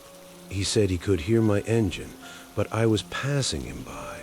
"I can see your tail lights, Roy," he sobbed. "Why are you leaving me?" I pulled over at a wide spot in the road, the gravel crunching under my tires. I put my head down on the steering wheel and just let the tears come. They mixed with the rain that was leaking through the window sill, warm and salty on my face. I was a grown man, a driver who'd seen every wreck and every bad mile the Appalachians could throw at a person, but I was crying like a child in a graveyard. I felt like I was failing him all over again. I felt like I was watching that timber truck go over the ledge in slow motion, and there wasn't a thing I could do to catch it. Those mountains swallow things. They swallow signals, they swallow coal, and they swallow souls alike on wet nights. If I'm being honest, I think the mountains were just using his voice to see if I'd wander off into the trees. Or maybe it really was him, stuck in some place where the rain never stops and the phone line is the only thing left of the world. I don't know which thought is worse. I tried calling back one last time when I reached the Pine Mountain rest stop. I pulled the rig into the empty lot, the headlights cutting through the fog and reflecting off the rusted picnic tables. The place was abandoned, the creek nearby swollen and angry, white foam splashing over the rocks. I stood outside in the downpour, holding that phone up to the sky, screaming his name into the dark. The trees didn't say a word back. They just stood there, tall and black and indifferent, their branches dripping like they were bleeding. The phone went silent then. No more rings, no more vibrations, just the oppressive silence of the forest and the steady drum of the rain on my hood. I sat in that parking lot for 3 hours, waiting for the screen to light up one more time. It never did. The sadness built slow, ring by ring, until it was a weight I couldn't carry no more. I drove the rest of the way home with blurred vision, the road a smear of yellow and gray. I felt haunted. I felt like I'd been given a chance to save him, and I'd let the signal drop. I knew it wasn't real. I knew he'd been in the ground for 3 years, but the wrongness of it stayed in the cab with me. It felt like the air was thick with the scent of his old work jacket, that mix of diesel and pine sawdust. I don't carry a cell phone no more when I'm out in the hollows. I leave it in the glove box, turned off. Some folks say it's dangerous, that a man my age ought to have a way to call for help if the truck breaks down. But I'd rather walk 20 miles through the mud and hear that phone ring in a place where there ain't no signal. I'd rather be truly alone and hear a voice I love begging for a ride I can't give. If I'm being honest, I still hear the ringing sometimes. Not from a phone, but from the woods yonder. When the wind catches the power lines just right and the rain is falling in that steady, rhythmic way, I can hear a faint, crackling sound. It's a low hum, like a distant conversation you can't quite make out. I just go inside, stoke the wood stove, and start rubbing the handle of that old skillet. The iron is real. The heat is real. The memory, well, the memory is just something the mountains keep for themselves. You spend enough time up here, you learn that the road ain't just a way to get from one place to another. It's a ribbon that winds through things we aren't meant to understand. There's places in eastern Kentucky where the ground is sour and the air feels like it's been breathed 1,000 times before it got to you. You don't want to be there when the sun goes down. You don't want to be the one who answers the call. I reckon that's why I'm so tired. It ain't the years. It's the miles I've spent trying to outrun a ghost that has my own brother's face. It's the way the silence of the trees feels like it's waiting for me to say something I can't take back. I've seen things on these roads that would make a preacher throw away his Bible, but nothing ever hurt like those fading coals on a deadline. I'm going to go sit in the rucker now. The sky's getting a heavy, bruised look. That means a rain is fixing to start again. I'll keep the lights off. I don't want to see the reflection in the window. I just want to listen to the creek and pretend that the only things out there are the deer and the owls. But I know better. We all know better, don't we? The mountains don't forget. They just wait, and they have all the time in the world. If you ever find yourself on those Kentucky times and your phone starts lighting up with a number you know belongs to the dead, don't you pick it up. You just put your foot on the gas and you keep your eyes on the white line. Don't listen to the sobs. Don't look for the rest stop. Just keep driving until you see the lights of the town. Because once you answer, the mountains have a piece of you, and they don't ever give it back. Lord, I'm tired. My coffee's gone cold and the damp is getting into my knees. They ain't no use talking about it no more, because talking don't change what's out there. It just makes the room feel smaller. You take care of yourself, and remember what I said. Some things in this world, they don't want your help. They just want you to know they're still out there, waiting in the dark for a pickup that's never coming. I think I'll go lock the door now. It don't do much, I know, but it makes a night feel a little less like it's invited in. Good night to you. What's the tons? What's the fog? And for the love of all that's holy, don't look at your phone when the signal goes to 0. Story 17. I don't talk about my wife much. Not because I don't think about her. It's just, some things sit too close to the bone. You brush against them, and it's like hitting a bruise that never quite healed. But that night in 2004 on Route 33, running freight through the West Virginia panhandle in a hard rain, it opened something I'd spent years trying to keep shut. I'd been hauling for near 20 years by then. Knew those ridges like I know the back path from my cabin down to the creek. Route 33 twists through hills that don't forgive distraction. Narrow passes, sharp curves, guardrails bent in places where somebody misjudged a wet bend. You drive it enough, you start to memorize where to ease off, where to feather the brake. That evening the rain started before sundown and never let up. Not thunderstorm heavy, just steady, soaking rain that makes everything look dull and flat. Headlights smear. Road signs glow strange. The kind of rain that seeps into your bones.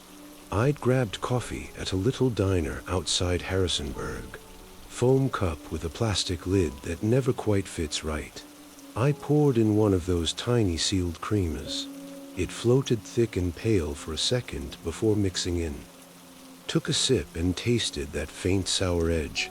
Crema had started to turn, but not enough to spit it out. Bitter and slightly off. I drank it anyway. My cup smelled like damp upholstery and old vinyl. Heater humming low, wipers dragging across the glass in a steady rhythm. I reached over to the glove box looking for an old paper map. GPS back then wasn't what it is now, and cell service through those hills would drop without warning. I liked having paper backup, something you could fold and unfold, trace with a finger. When I opened the glove box, a few receipts slid out. Some old way station slips, a broken pen, and a gold ring. It fell into my lap. At first I didn't think much of it. Just stared at it resting against my jeans, catching a dull gleam from the dash lights. Plain gold band, worn thin in spots, scratched like it had seen years of use. My breath caught when I turned it over. There was an engraving inside, a date. It matched my wife's birthday, not our anniversary, her birthday. I felt cold all at once, like somebody had cracked a window. I buried her ring with her. I know I did. I remember standing there at the graveside, dirt still fresh, holding that ring between my fingers. It felt wrong to keep it. She wore it near 20 years, through sickness, through the long hospital nights, through those last weeks when her hands got so thin the ring would spin loose unless she held it steady. I placed it in the casket myself, watched them lower her down. There ain't no forgetting that. So seeing that band in my lap on a rain-slick highway miles from home, it didn't make sense. I picked it up. It was warm, not cold like you'd expect from metal sitting in a glove box. Warm like it had been against skin. I told myself it wasn't hers. Plenty of rings have dates. Plenty of plain gold bands in this world. Maybe it belonged to a previous driver. Maybe it slipped into the glove box years ago and I never noticed. But that date, I slid it onto my finger without thinking. It fit perfect. Snug, but not tight. My chest tightened in a way that wasn't fear exactly, more like grief catching up fast. The road blurred for a second, and I blinked hard to clear it. The rain seemed louder, wipers louder. The heater fan hummed low and constant. And the ring, I could feel it, not just sitting there, pressing. As miles passed, it began to feel tighter, subtle at first. Just a slight constriction. I twisted it a little to ease it, but it didn't move easy. My finger started to throb faintly. I glanced down at it while navigating a curve. The skin around it looked red, like it had been there all day. I swallowed and tried to slide it off. It resisted. I pulled harder. It scraped over my knuckle with a faint sting and came free. The mark it left behind was pale where the ring had covered, red at the edges, just like when she used to squeeze my hand in those hospital rooms. Fingers thin but grip stubborn. I set the ring on the passenger seat, focused on the road. Rain kept falling steady. No lightning, just gray sheets and headlights reflecting off wet asphalt.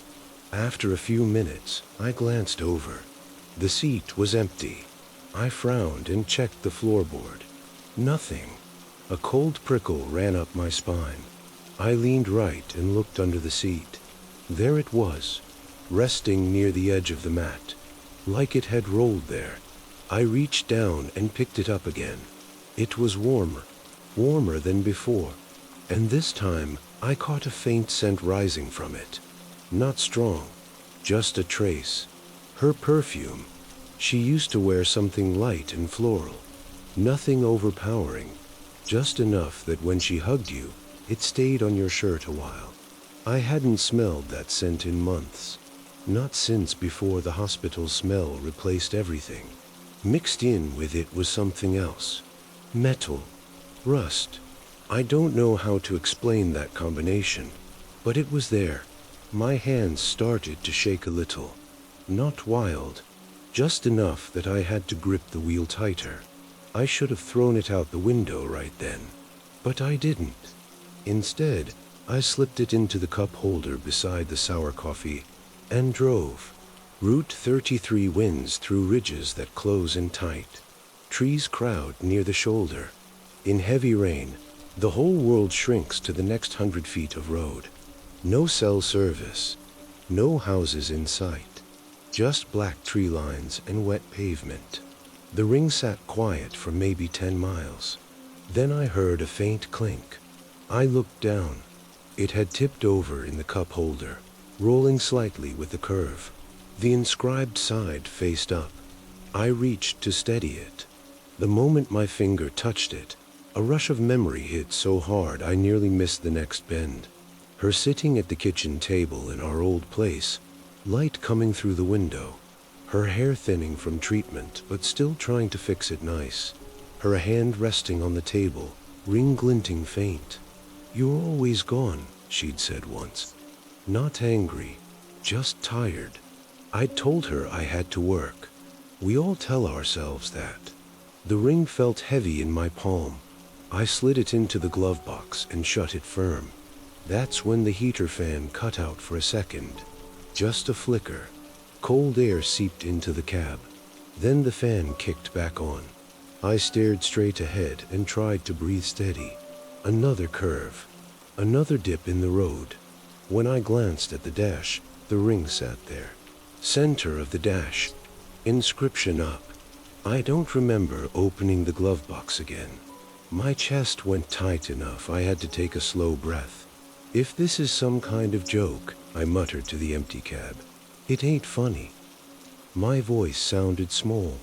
The ring didn't move. I picked it up again. It felt almost too warm to hold. I rolled into a turnout a few miles ahead. Gravel crunching under tires. It was one of those little scenic pull-offs that look over nothing much in the dark. Just trees and a drop into a hollow. I stepped out into the rain. Cold soaked through my jacket quick. Wind pushed at my back. I held the ring up in the beam of my headlights. "Enough," I said, and I threw it, hard as I could. It arced into the dark beyond the guardrail and disappeared into trees. I stood there breathing heavy, rain plastering my hair down. For a second, I felt foolish, like I just tossed some stranger's lost ring into the woods because I couldn't handle a coincidence. I climbed back into the cab, drove.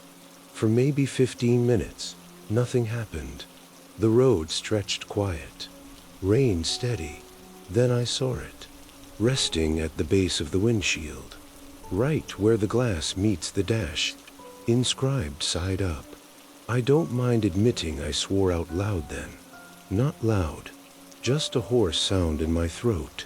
My hands felt numb. I picked it up slow. The scent was stronger now. Perfume and rust. And something else too. Hospital antiseptic. I hadn't thought about that smell in months. The way the room would carry that clean but not clean scent. The beeping machines. The way her grip would tighten around my fingers when pain came in waves. The ring slid onto my finger by itself. I didn't push it. It just went tight. Too tight. My finger throbbed hard enough I could feel my pulse in it. I tried twisting it free, but it wouldn't budge. The red mark around it deepened. My eyes blurred with something I didn't want to name. "I'm sorry," I heard myself whisper. To the empty seat. To the rain. To the memory. The cab felt smaller all of a sudden, like the walls had drawn in. Heater air turned stale. I could almost see her in the passenger seat in the corner of my eye. Not clear, just a shape where the darkness felt thicker. I didn't look directly. I couldn't. The ring constricted further, cutting off circulation enough that my fingertip tingled. "Please," I said, and I meant more than the ring. The next curve came sharp. I focused on it. forcing myself to steer steady. When I glanced down again, the ring sat loose on my finger. I twisted it and it slid off easy. The red mark remained. I placed it on the dash again. Left it there. I drove the remaining miles, whispering apologies under my breath. For the nights, I chose freight over dinner. For the hospital visits, I cut short because a load had to move. For telling myself I'd make it up later. Rain eased as dawn approached. Gray light seeped into the sky, soft and forgiving. When the first full light of morning touched the hood, the ring was gone. No trace in the cup holder. Not in the glove box. Not under the seat. I searched every inch of that cab before unloading later that day. Nothing. My finger bore a faint red circle for 2 days after. I don't wear jewelry now. Haven't since. But sometimes, on rainy nights when Route 33 comes back to me in dreams, I wake with the sensation of something tight around my finger. Warm. Pressing. And I lie there in my cabin, miles from the nearest neighbor, listening to the creek rush after a storm and the trees stand silent beyond the porch. The screen door hinge squeaks if the wind catches it just right. High-low, high-low. The wood stove ticks as it cools. Ordinary sounds. Ordinary life. Still, every so often, I catch the faintest scent of her perfume mixed with metal, and I look down at my bare hand, half expecting to see gold glinting in the dim light, reminding me that some promises don't stay buried, especially not in the mountains, especially not in the rain. Story 18. I reckon some folks think the mountains are beautiful, especially when the leaves turn and the whole hollow looks like it's been dipped in gold and copper. But you live here long enough, you start to see the mountains for what they really are, big, silent heaps of earth that don't care a lick if you live or die. They've been here before us, and they'll be here long after the last coal mine is filled in and the last wood stove goes cold. Lord, I'm tired. My bones feel like they're made of wet hash, and every time the rain starts rattling against the tin roof of this porch, I start thinking about that night back in 1992 on Highway 70. I was a younger man then, or at least a stronger one, hauling coal rigs across Tennessee's Cumberland Plateau. It was a time when the world felt smaller, tighter, and the dark between the towns was a whole lot thicker than it is now. There's a certain way an old cast iron skillet holds onto the past, and I spent a good portion of this morning just staring at the one sitting on my stove. If I'm being honest, I spend too much time looking at things that don't move. You take a skillet like that, one that's been seasoned for 40 years, and it develops a skin of its own. It ain't just metal no more. It's every meal your mother ever made, every bit of bacon grease that didn't quite get wiped away, turned into a black, slick glaze that smells like wood smoke and salt. If you run your thumb along the bottom, you can feel the grit of it, that thick, sticky residue that never truly leaves no matter how much you scrub. The smell of cold grease in the morning, before the fires even kicked up, has a heavy, dull scent to it, kind of metallic and kind of earthy all at once. It's just how things are supposed to be. Simple, honest. A man understands a skillet. He knows where it's been. But that night on the plateau, I ran into something that didn't have a place in this world, and I don't know how to explain it. The rain that night wasn't just rain. It was a deluge, a pouring weight that soaked everything to the bone and made the mountain roads feel like they were melting into the creeks. I was driving a Mack truck, a heavy beast that groaned with every gear shift, hauling a load of coal that felt like it was trying to pull the rig backward into the dark. Highway 70 is a wicked stretch when the weather turns.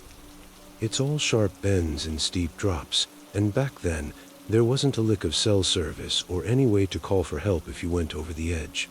You were just out there with the trees and the fog, and the only light you had was what your headlamps could cut out of the blackness. The wipers were clicking in a steady, frantic rhythm, but they weren't doing much more than smearing the mud and the water across the glass. I'd been pushing for 6 hours, my eyes burning from the glare of the dash lights and the constant strain of watching for washouts. Somewhere near the high ridge, I felt the load shift just a hair.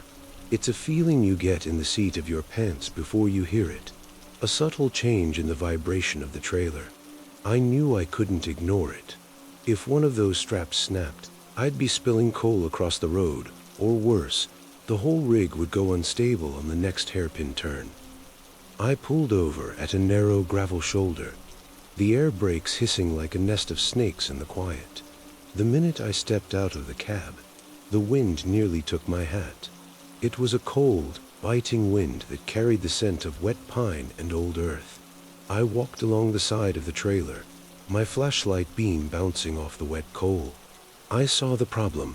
A couple of the load straps had frayed, the nylon ends whipping in the wind like angry lashes.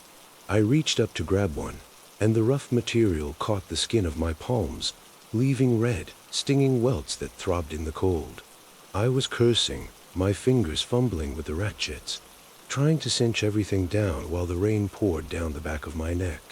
That's when I heard it. It wasn't a loud noise. It was a soft, wet sound, like a dog whimpering in the brush. I froze, my heart doing a slow, heavy roll in my chest. I turned the flashlight toward the guardrail, the yellow beam cutting through the sheets of water. There was a girl huddled there. She was small, couldn't have been more than 7 or 8, sitting right on the edge of the asphalt where the ground dropped away into the hollow. She was wearing a tattered yellow raincoat that was 3 sizes too big for her small frame, the sleeves hanging down past her hands. Her hair was matted and dark, plastered to her forehead like she'd been out in the weather for days. She was weeping, a low, rhythmic sobbing that seemed to pulse with the rain. I didn't know what to think. My first thought was that there'd been an accident, that a car had gone over the side and she was the only one who climbed out. I called out to her, my voice sounding rough and strange against the roar of the wind. I asked her if she was okay, where her folks were, if she was hurt. She didn't look up. She didn't even acknowledge I was there. She just kept sobbing, and as I stepped closer, I started to hear the words she was saying. She wasn't calling for her mama or her daddy. She was whispering names. Names of folks I knew. Names from the old mining towns further down the ridge. Towns that had been ghosts for 20 years by then. Silas Thorne, she whimpered. Elias Vance. Miller. Jackson. Her voice was breaking, a jagged, hollow sound that hit me right in the gut. It reminded me so much of my own daughter, Sarah. Sarah had run off years before, following some boy to the city and never looking back. And every time I thought about her, I felt that same empty, tearing sensation in my chest. Seeing this little thing huddled in the mud, crying out the names of dead men, it felt like my own grief had crawled out of the dark and taken a shape. I offered her a ride. I told her I had a heater in the cab, that I could get her to a station, get her some dry clothes. I reached out a hand, but she shook her head real slow. She finally looked toward me, though she never quite met my eyes. Her face was pale, almost translucent in the flashlight's glow, and the tears mixing with the rain on her cheeks looked like silver tracks. She raised a small, shivering hand and pointed. She wasn't pointing down the road. She pointed over the guardrail, straight down into a deep ravine where the lights of my truck couldn't reach. It was a black pit, a place where the water was rushing down in a muddy torrent, carrying branches and rocks with it. "They're down there," she whispered. "They're still waiting." A coldness that had nothing to do with the 1992 winter crept up my spine. I looked down into that dark hollow, and for a split second, I thought I saw a light. Not a flashlight or a lantern, but a dull, flickering glow deep under the earth, like the embers of a fire that refused to go out. When I turned back to the girl, she was gone. I don't mean she ran away. I mean the space where she'd been sitting was empty. The gravel was still wet, the rain was still falling, but there wasn't a soul there.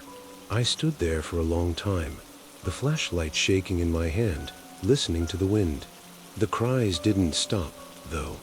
As I scrambled back into the cab and slammed the door, I could still hear her. The sobbing was coming through the vents, echoing in the metal of the truck louder than the thunder outside. I drove away as fast as that Mac could go. I didn't care about the coal or the straps or the hairpin turns. I just wanted to get off that plateau. But the sound followed me.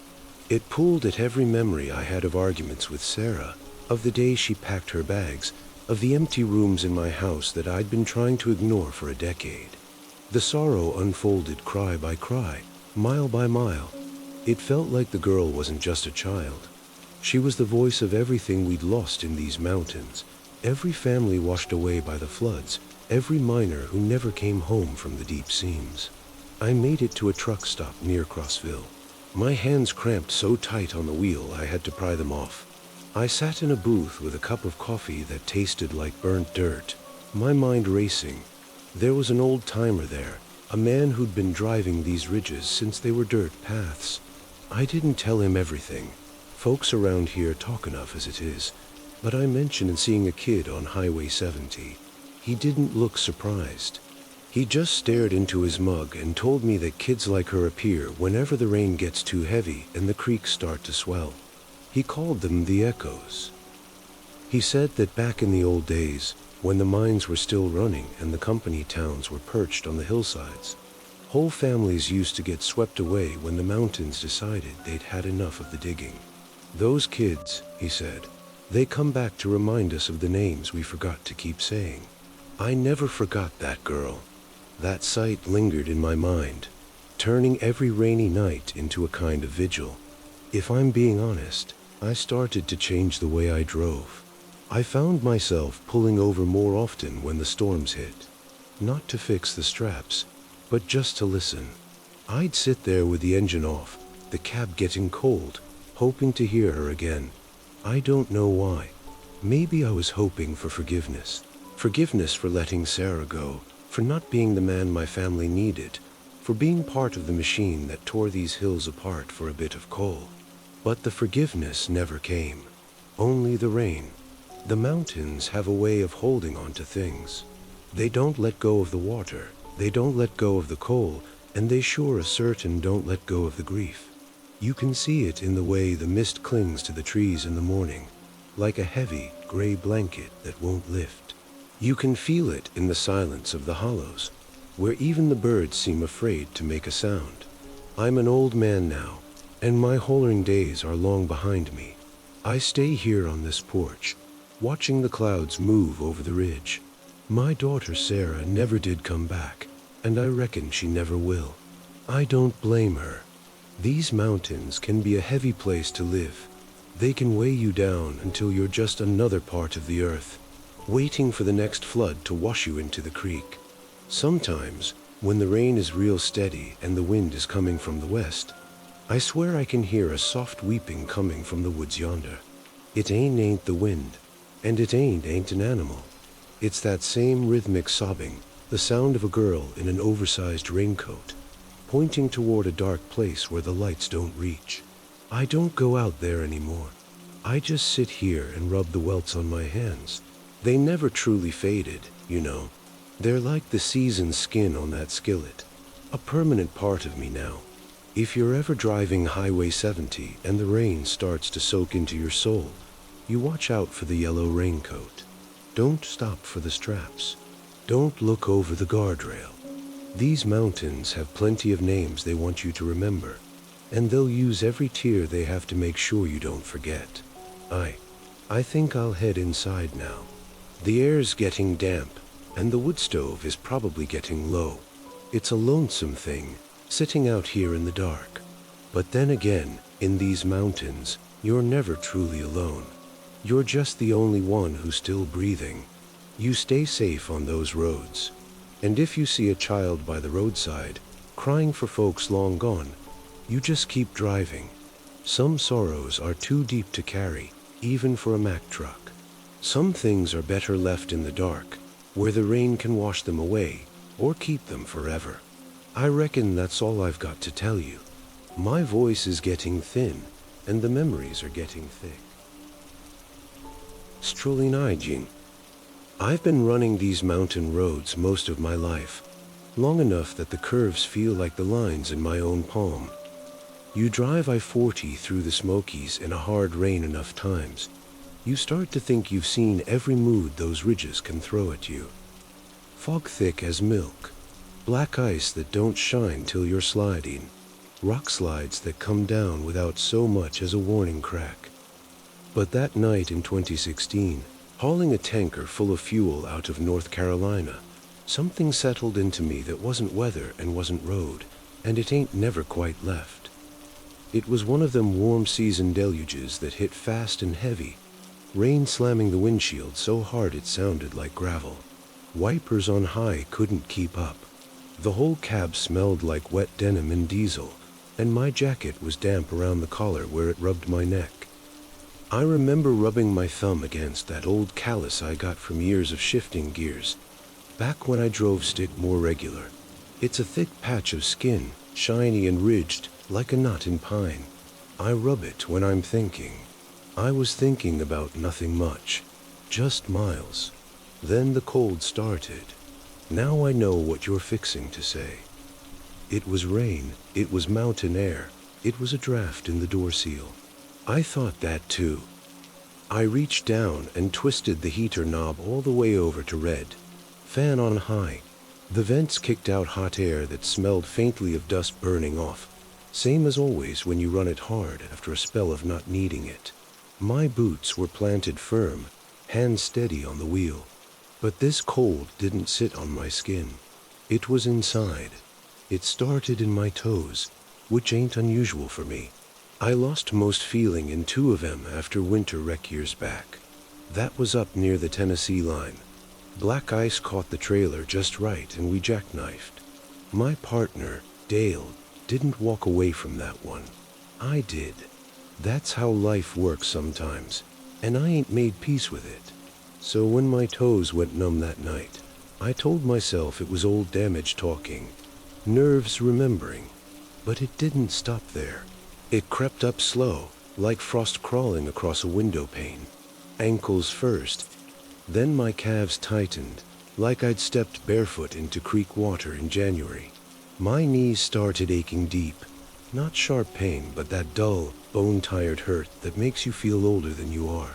I leaned forward, closer to the wheel, like that might warm me. It didn't. The rain hammered down harder, and lightning flashed over the ridges yonder. Each strike lit up the tree line in stark white for half a second, and every time it did, the cold pulsed stronger. I don't know how to explain that. It wasn't fear, not at first. It was like the mountains themselves were breathing something out, and I was drawing it in through my bones. The cab was hot enough that my cheeks felt flushed. I held my hand over the vents to make sure. Heat blasted my palm, but my fingers felt stiff, slow to close. I checked my phone. No service. Not that it mattered much. I wouldn't have called nobody to say, "Hey, I'm cold in the summertime." But seeing those empty bars just reminded me how alone I was on that stretch. Nearest exit was miles off. Nearest house probably tucked down some hollow a good distance from the road. Porch light off, folks asleep and unaware. It's a strange thing, isolation. You don't notice it till you do. The cold reached my hips and settled there, heavy. I shifted in my seat, trying to shake it loose. The leather creaked under me. My breath fogged faint in front of my mouth, which didn't make sense because the cab air was hot enough to dry out my eyes. And that's when I thought of Dale. I hadn't said his name out loud in years, but I could hear him clear as if he was in the passenger seat, telling me I was driving too cautious. He always said I babied the curves. "These roads ain't your grandma," he'd laugh. "They ain't gonna break if you take 'em firm." His last words weren't laughing, though. They were sharp. Ice. Just that. And then metal screaming. The cold climbed into my chest. I tried to swallow and my throat felt tight, like I'd breathed in too much winter air. My shoulders hunched without me meaning to. Every lightning strike brought that same pulse, stronger now, almost in rhythm. Flash, colder. Flash, colder. I started shivering. Not little tremors. Full shakes that made the steering wheel quiver in my hands. I turned the heater higher even though it was already max. Checked the gauge to make sure the engine wasn't overheating from me running it so hard. Everything looked normal. Truck running steady. Road slick but manageable. Just me and the storm. But it didn't feel like just me. It felt crowded in that cab. I glanced at the passenger seat. Empty, of course. Just Dale's old thermos I still kept around out of habit. Even though I hadn't used it in years. It rolled slightly with each curve, dull metal clinking against the door. I pulled off at a rest area finally. Couldn't stand the shaking no more. Gravel crunched under the tires, and I parked under one of them weak yellow lights that flicker like they're tired too. Killed the engine but left the key turned so the blower would keep running. The silence outside was thick. Rain on the roof, distant thunder rolling over the ridges. No other trucks. No cars pulling in, just me. I stepped down out of the cab. The rain soaked me in seconds, cold against my scalp, trickling down my neck. But that outside cold felt normal, honest. It bit at my skin the way rain ought to. It didn't have that creeping, bone-deep quality. I walked a few paces across the lot, boots splashing in shallow puddles. My legs felt heavy, like I was dragging something behind me. Each step took effort. And then I felt it again. Not in my toes this time. In my spine. A chill so sharp it made me gasp. I looked up at the mountains rising dark beyond the rest area. Trees stood close together, black shapes against a charcoal sky. No lights in them woods. No movement. Just rain running off leaves. But I had the strongest sense, if I'm being honest, that something in those trees was aware of me. Not watching, exactly. More like remembering. You spend enough time in these parts, you hear stories. Old mines collapsed with men still inside. Families wiped out by flu winters back before roads were decent. Cars that went over the side and weren't found till spring thaw. The ground holds on to that kind of thing. I don't mean ghosts. I ain't talking about white sheets and chains. I mean cold spots in the world where loss don't quite thaw out. The lightning flashed again, and for a split second I saw my own reflection in the truck's chrome tank. But it looked wrong. Shoulders hunched tighter than I thought. Head tilted like I was listening for something behind me. I spun around. Nothing. Just rain. I climbed back in quick and slammed the door harder than needed. The cab felt smaller now. Close. Like the air had weight to it. The cold surged the moment I shut the door. It wrapped around my ribs and squeezed. I bent forward over the wheel, pressing my forehead against it. The vinyl smelled faintly of old cleaner and sweat. My breath came out shaky. I tried to laugh at myself, but it sounded thin. Dale, I muttered before I could stop myself. The name hung there, and the temperature dropped again. I don't know how that sounds to you.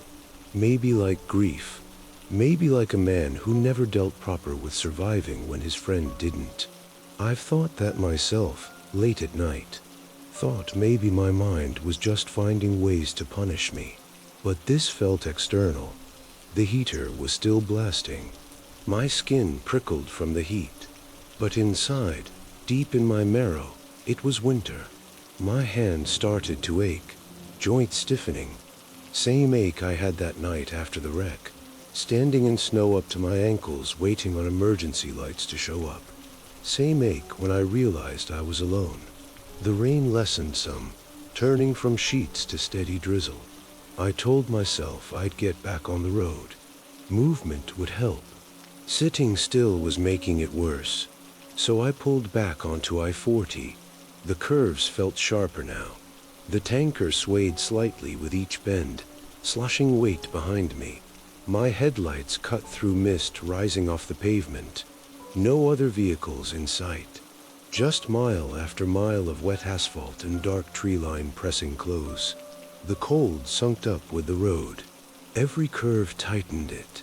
Every straight stretch eased it just a hair, like it was reacting to the terrain. I started whispering without meaning to. Apologies mostly. For surviving. For not visiting Dale's grave more. For not calling his sister like I promised I would every Christmas. I'm sorry, I kept saying, over and over. The words fogged the windshield faint despite the defroster running. At one point, I swear I felt a weight settle into the passenger seat. Not heavy enough to shift the truck, just enough to dip the cushion slightly. I didn't look. I couldn't. I kept my eyes on the road. Lightning cracked close enough to rattle the cab, and in that flash I saw something in the side mirror. Not a shape, not a figure, just frost, a thin lace of it creeping along the edge of the mirror glass from the inside. I blinked and it was gone. I reached up and touched the inside of the window. Warm, no condensation, no ice, but my fingertips felt like they'd brushed snow. The next few miles blur in my memory. I know I drove. I know I stayed in my lane. But my focus narrowed down to the yellow line and the sound of my own breathing. Slowly, mile by mile, the cold began to ease. Not all at once. It receded the way it came, gradual and deliberate. From chest to hips. From hips to knees. Finally settling back in my toes where it always lived anyway. By the time I crossed into Tennessee proper, the storm had thinned to a light rain. Dawn was just started to gray the sky, and I was exhausted. Not the kind of tired you get from lack of sleep. The kind you get from carrying something heavy for too long. I pulled into a truck stop just past the state line. Sat there with the engine idling, watching the sky lighten over the ridges. Birds started up somewhere in the trees. Ordinary morning sounds. I took off my boots and rubbed my feet. Toes were pale but normal. No frostbite. No sign anything strange had happened. Inside the cab, everything was dry and warm. It didn't make sense. Later that week, back home in my little place down the hollow, I noticed something odd. I was cooking breakfast, standing over my old cast iron skillet. That pan's older than my marriage was. The handle's worn smooth where my hand grips it, and there's a faint ring near the edge where I once let grease sit too long and it's seasoned darker there. When you heat it slow on the wood stove, it gives off this particular smell. Not bad, just old oil and iron. It's thick and honest. The grease pops soft when you drop in bacon, and there's a steady sizzle that don't change pitch much unless you shift the meat around. The underside of the pan always has a little rough patch that catches on the burner grate. I've meant to sand it down, but never have. That morning, standing there in my kitchen with sunlight slanting through the window, I felt that same chill brush my spine, just for a second. The stove was hot enough to make the air shimmer above it. Sweat prickled at my temples. But inside, for that brief moment, winter tapped me on the shoulder. I froze, listened. The house was quiet. No wind outside. No creak of the porch boards. Just bacon frying and my own heartbeat. The cold faded. But I knew then it wasn't just the storm. It wasn't just the road. It was something that had found me out there in those mountains and decided I was porous enough to seep into. I still run those routes sometimes. Not as much now. I'm older. Reflexes ain't what they used to be. But every time rain hits hard on I-40 through the Smokies, I feel it start at my toes. Just a hint. A warning. And sometimes, if the lightning's close and the trees are black against the sky, I swear I hear Dale's voice in the low roll of thunder. Not calling me, not blaming me. Just present. That's the worst part. Not anger. Not accusation. Just the steady, bone-deep reminder that some nights never really thaw out, no matter how much heat you pour on them. Story 20. I believe some folks think the mountains are beautiful, especially when the leaves turn and the whole hollow looks like it's been dipped in gold and copper. But you live here long enough, you start to see the mountains for what they really are. Big, silent heaps of earth that don't care a lick if you live or die. They've been here before us, and they'll be here long after the last coal mine is filled in and the last wood stove goes cold. Lord, I'm tired. My bones feel like they're made of wet ash, and every time the rain starts rattling against the tin roof of this porch, I start thinking about that rainy autumn back in 2007. I was pulling produce, heavy crates of apples and potatoes, from Pennsylvania all the way down to the Georgia foothills. It was a long run, a lonely run, and US 19 was a blur of wet leaves and regret that year. There's a certain way an old cast iron skillet sits on a stove that most folks don't pay mind to. Mine's been in the family since before the Great Depression, and it's got a crust on the outside thicker than the bark on a black walnut tree. When you get the wood stove going real hot and you set that skillet down, the old grease starts to weep out of the pores of the iron. It's a heavy, dull smell, like salt and ancient pork fat, and a hint of metallic tang that stays in the back of your throat for hours. If you run your finger along the handle, it feels slick but gritty, where the carbon has built up and never quite been scrubbed away. It's a boring thing, I know, just a hunk of black metal, but it's got a rhythm. You hear the way the oil pops when it hits a hot spot, a series of little sharp snaps that sound like dry twigs breaking underfoot. It's predictable. It's real. You know where you stand with a piece of iron like that. But what happened in the cab of that truck? I don't know how to explain the wrongness of it. I was somewhere in West Virginia, deep in one of those narrow cuts where the rock walls lean in so close you feel like the mountain is trying to swallow the road. The rain was coming down in a steady, gray sheet, the kind that turns the world into a smudge. There's no cell service in those deep hollows, and the nearest neighbor might be 10 miles of vertical thicket away. It's an oppressive kind of silence, the kind that feels heavy on your chest, like the trees are just waiting for you to make a mistake. I hit a slowdown near a construction zone, some old bridge being patched up, and I found myself sitting idle, the wipers slapping back and forth in a tired, squeaky arc. I reached for my wallet, which I kept on the dash next to my logbook. It's an old leather thing, cracked and faded from years of sweat and being sat on in a truck seat. The leather has a smell of its own, like a wet dog and old pennies. I opened it up, just looking for a bit of change or maybe a receipt I'd forgotten. When I pulled out the photos of my son, Silas, there were 3 of them, tucked behind a plastic window that had turned yellow and brittle over the years. In the first one, he was smiling, standing in front of the high school with his cap and gown. The edges of the paper were worn and frayed, soft as felt from the years since he'd enlisted and never came back from overseas. If I'm being honest, I shouldn't have been looking at them. Not then. Not in that rain. As the storm raged outside, the light in the cab started to play tricks on me. The dome light was flickering, a weak, amber glow that barely reached the floorboards. I looked down at that photo of Silas, the one where he was laughing, and it felt like his face was blurring. At first, I blamed the humidity. The air in the cab was thick and damp, smelling of wet wool and the apples in the back. But then the expression changed. It wasn't a blur. It was, I don't know, it was a shifting.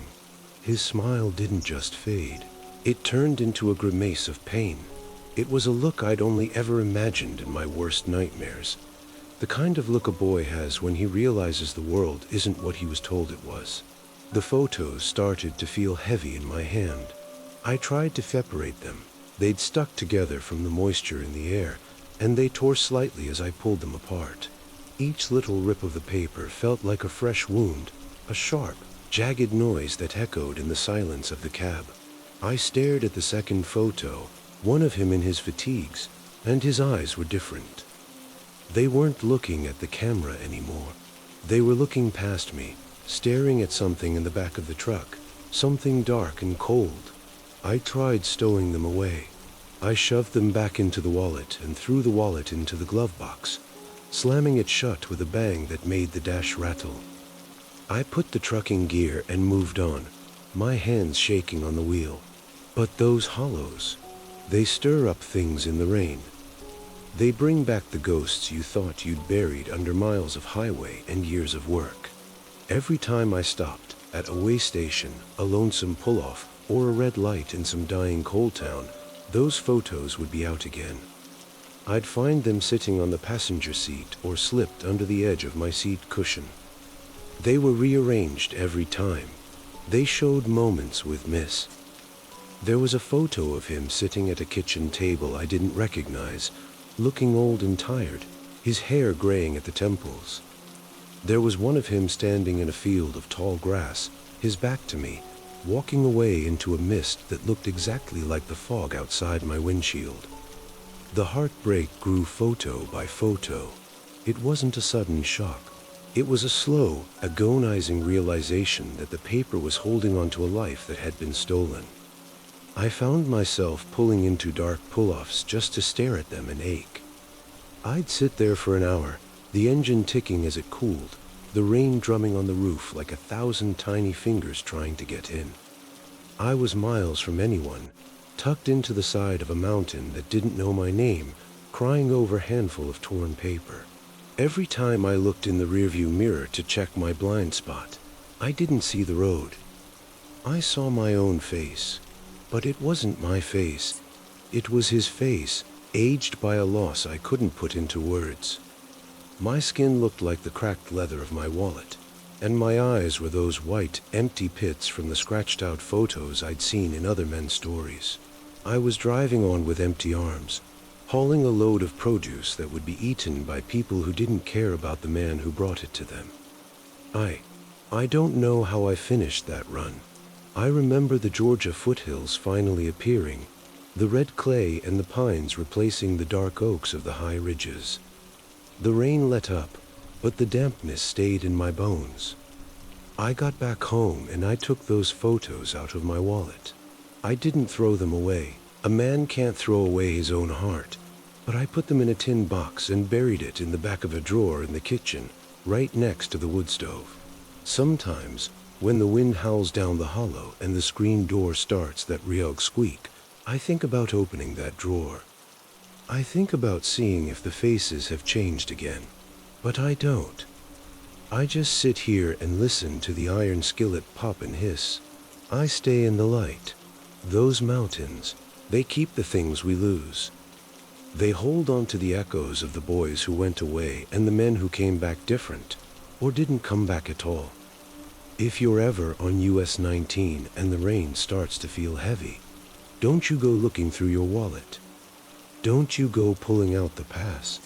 You just keep your eyes on the road and your hands on the wheel. Some memories are better left in the dark, where the rain can't reach them and the shifting faces can't find you.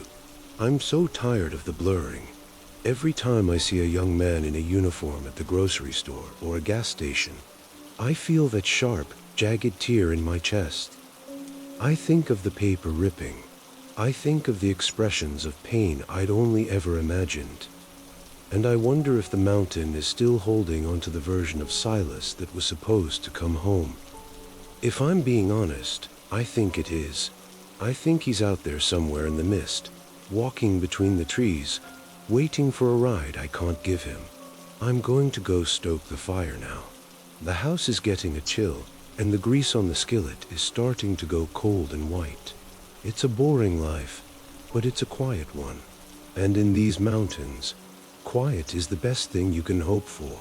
You stay off the 19 in the autumn, you hear?